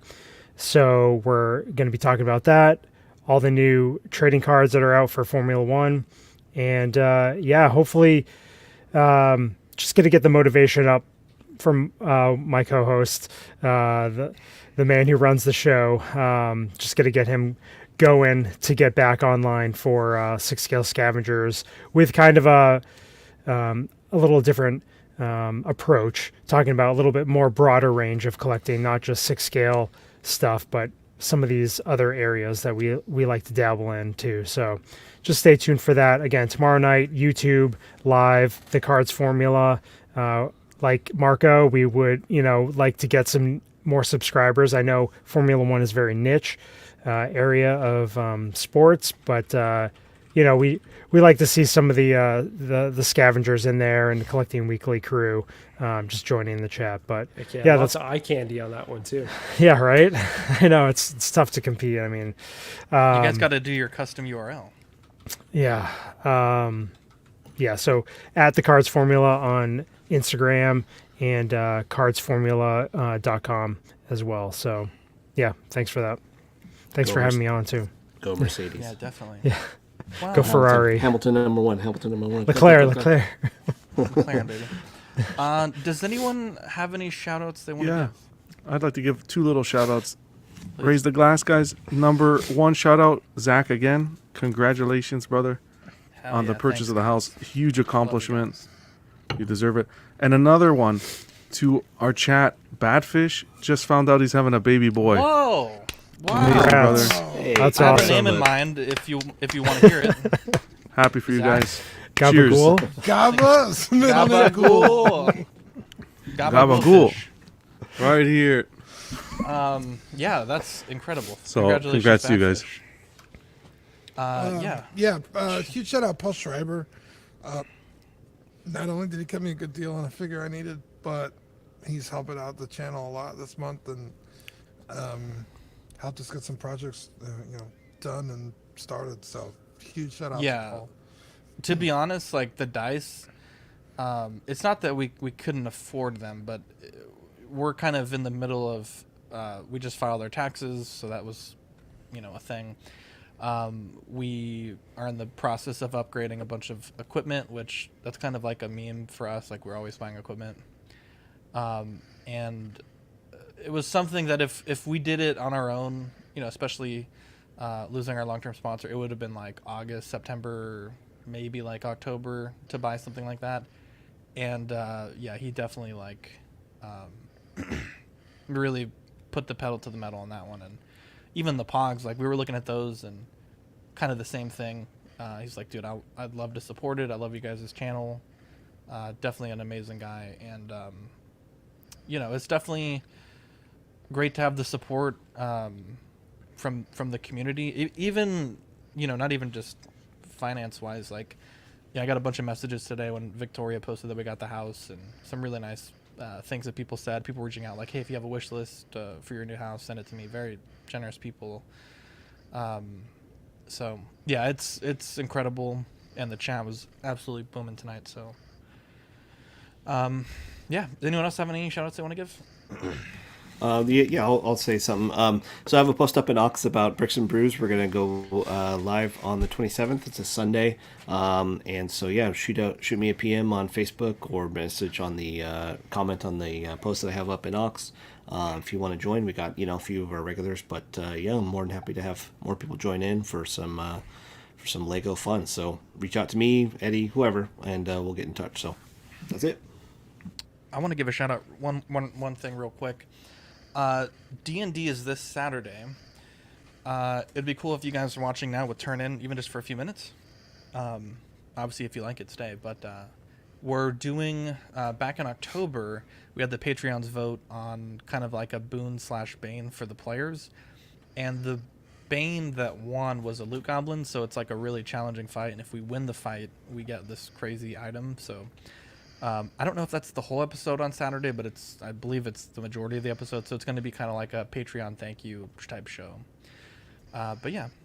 Can you say one more time what time it's on Saturday? Yeah, sorry about that. It's Saturday, 8 p.m. Central Standard Time, and it should be, if everything goes well, it should be my first stream in the new house, so it'd be very cool. Heck yeah. And actually, tomorrow, so I'm moving most of the stuff out of this office tomorrow, so Eddie and Dean and maybe John are going to be hosting After Dark in my stay, so I'll pass the captaincy over to one of these fine gentlemen for the evening, and I'll see you guys back hopefully Saturday, and then next week I'll kind of get back to my regular 3 nights a week streaming schedule, so that would be unboxing, Collecting Weekly, After Dark, and then club or something mixed in. One thing scheduling wise, we talked about it on Pose Wars. Pose Wars is going to move to monthly for a little bit. We just don't want it to get stale. We want to kind of freshen some things up a bit. So the next Pose Wars is going to be on April 16th. So stay tuned for that. 2 days before my birthday. Come on and pose, baby. Anyways, Anyways, give a shout out real quick.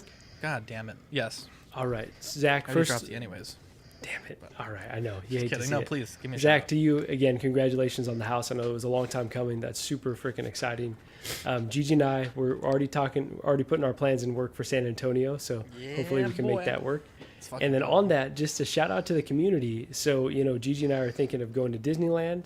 We bought our tickets, and then Sean, Eddie, Cuervo, Mario, all of a sudden everyone's like taking off time from work, and so I'm excited. So I think we might do some maybe some live streams over there or something. But yeah, it's a beautiful community to be a part of.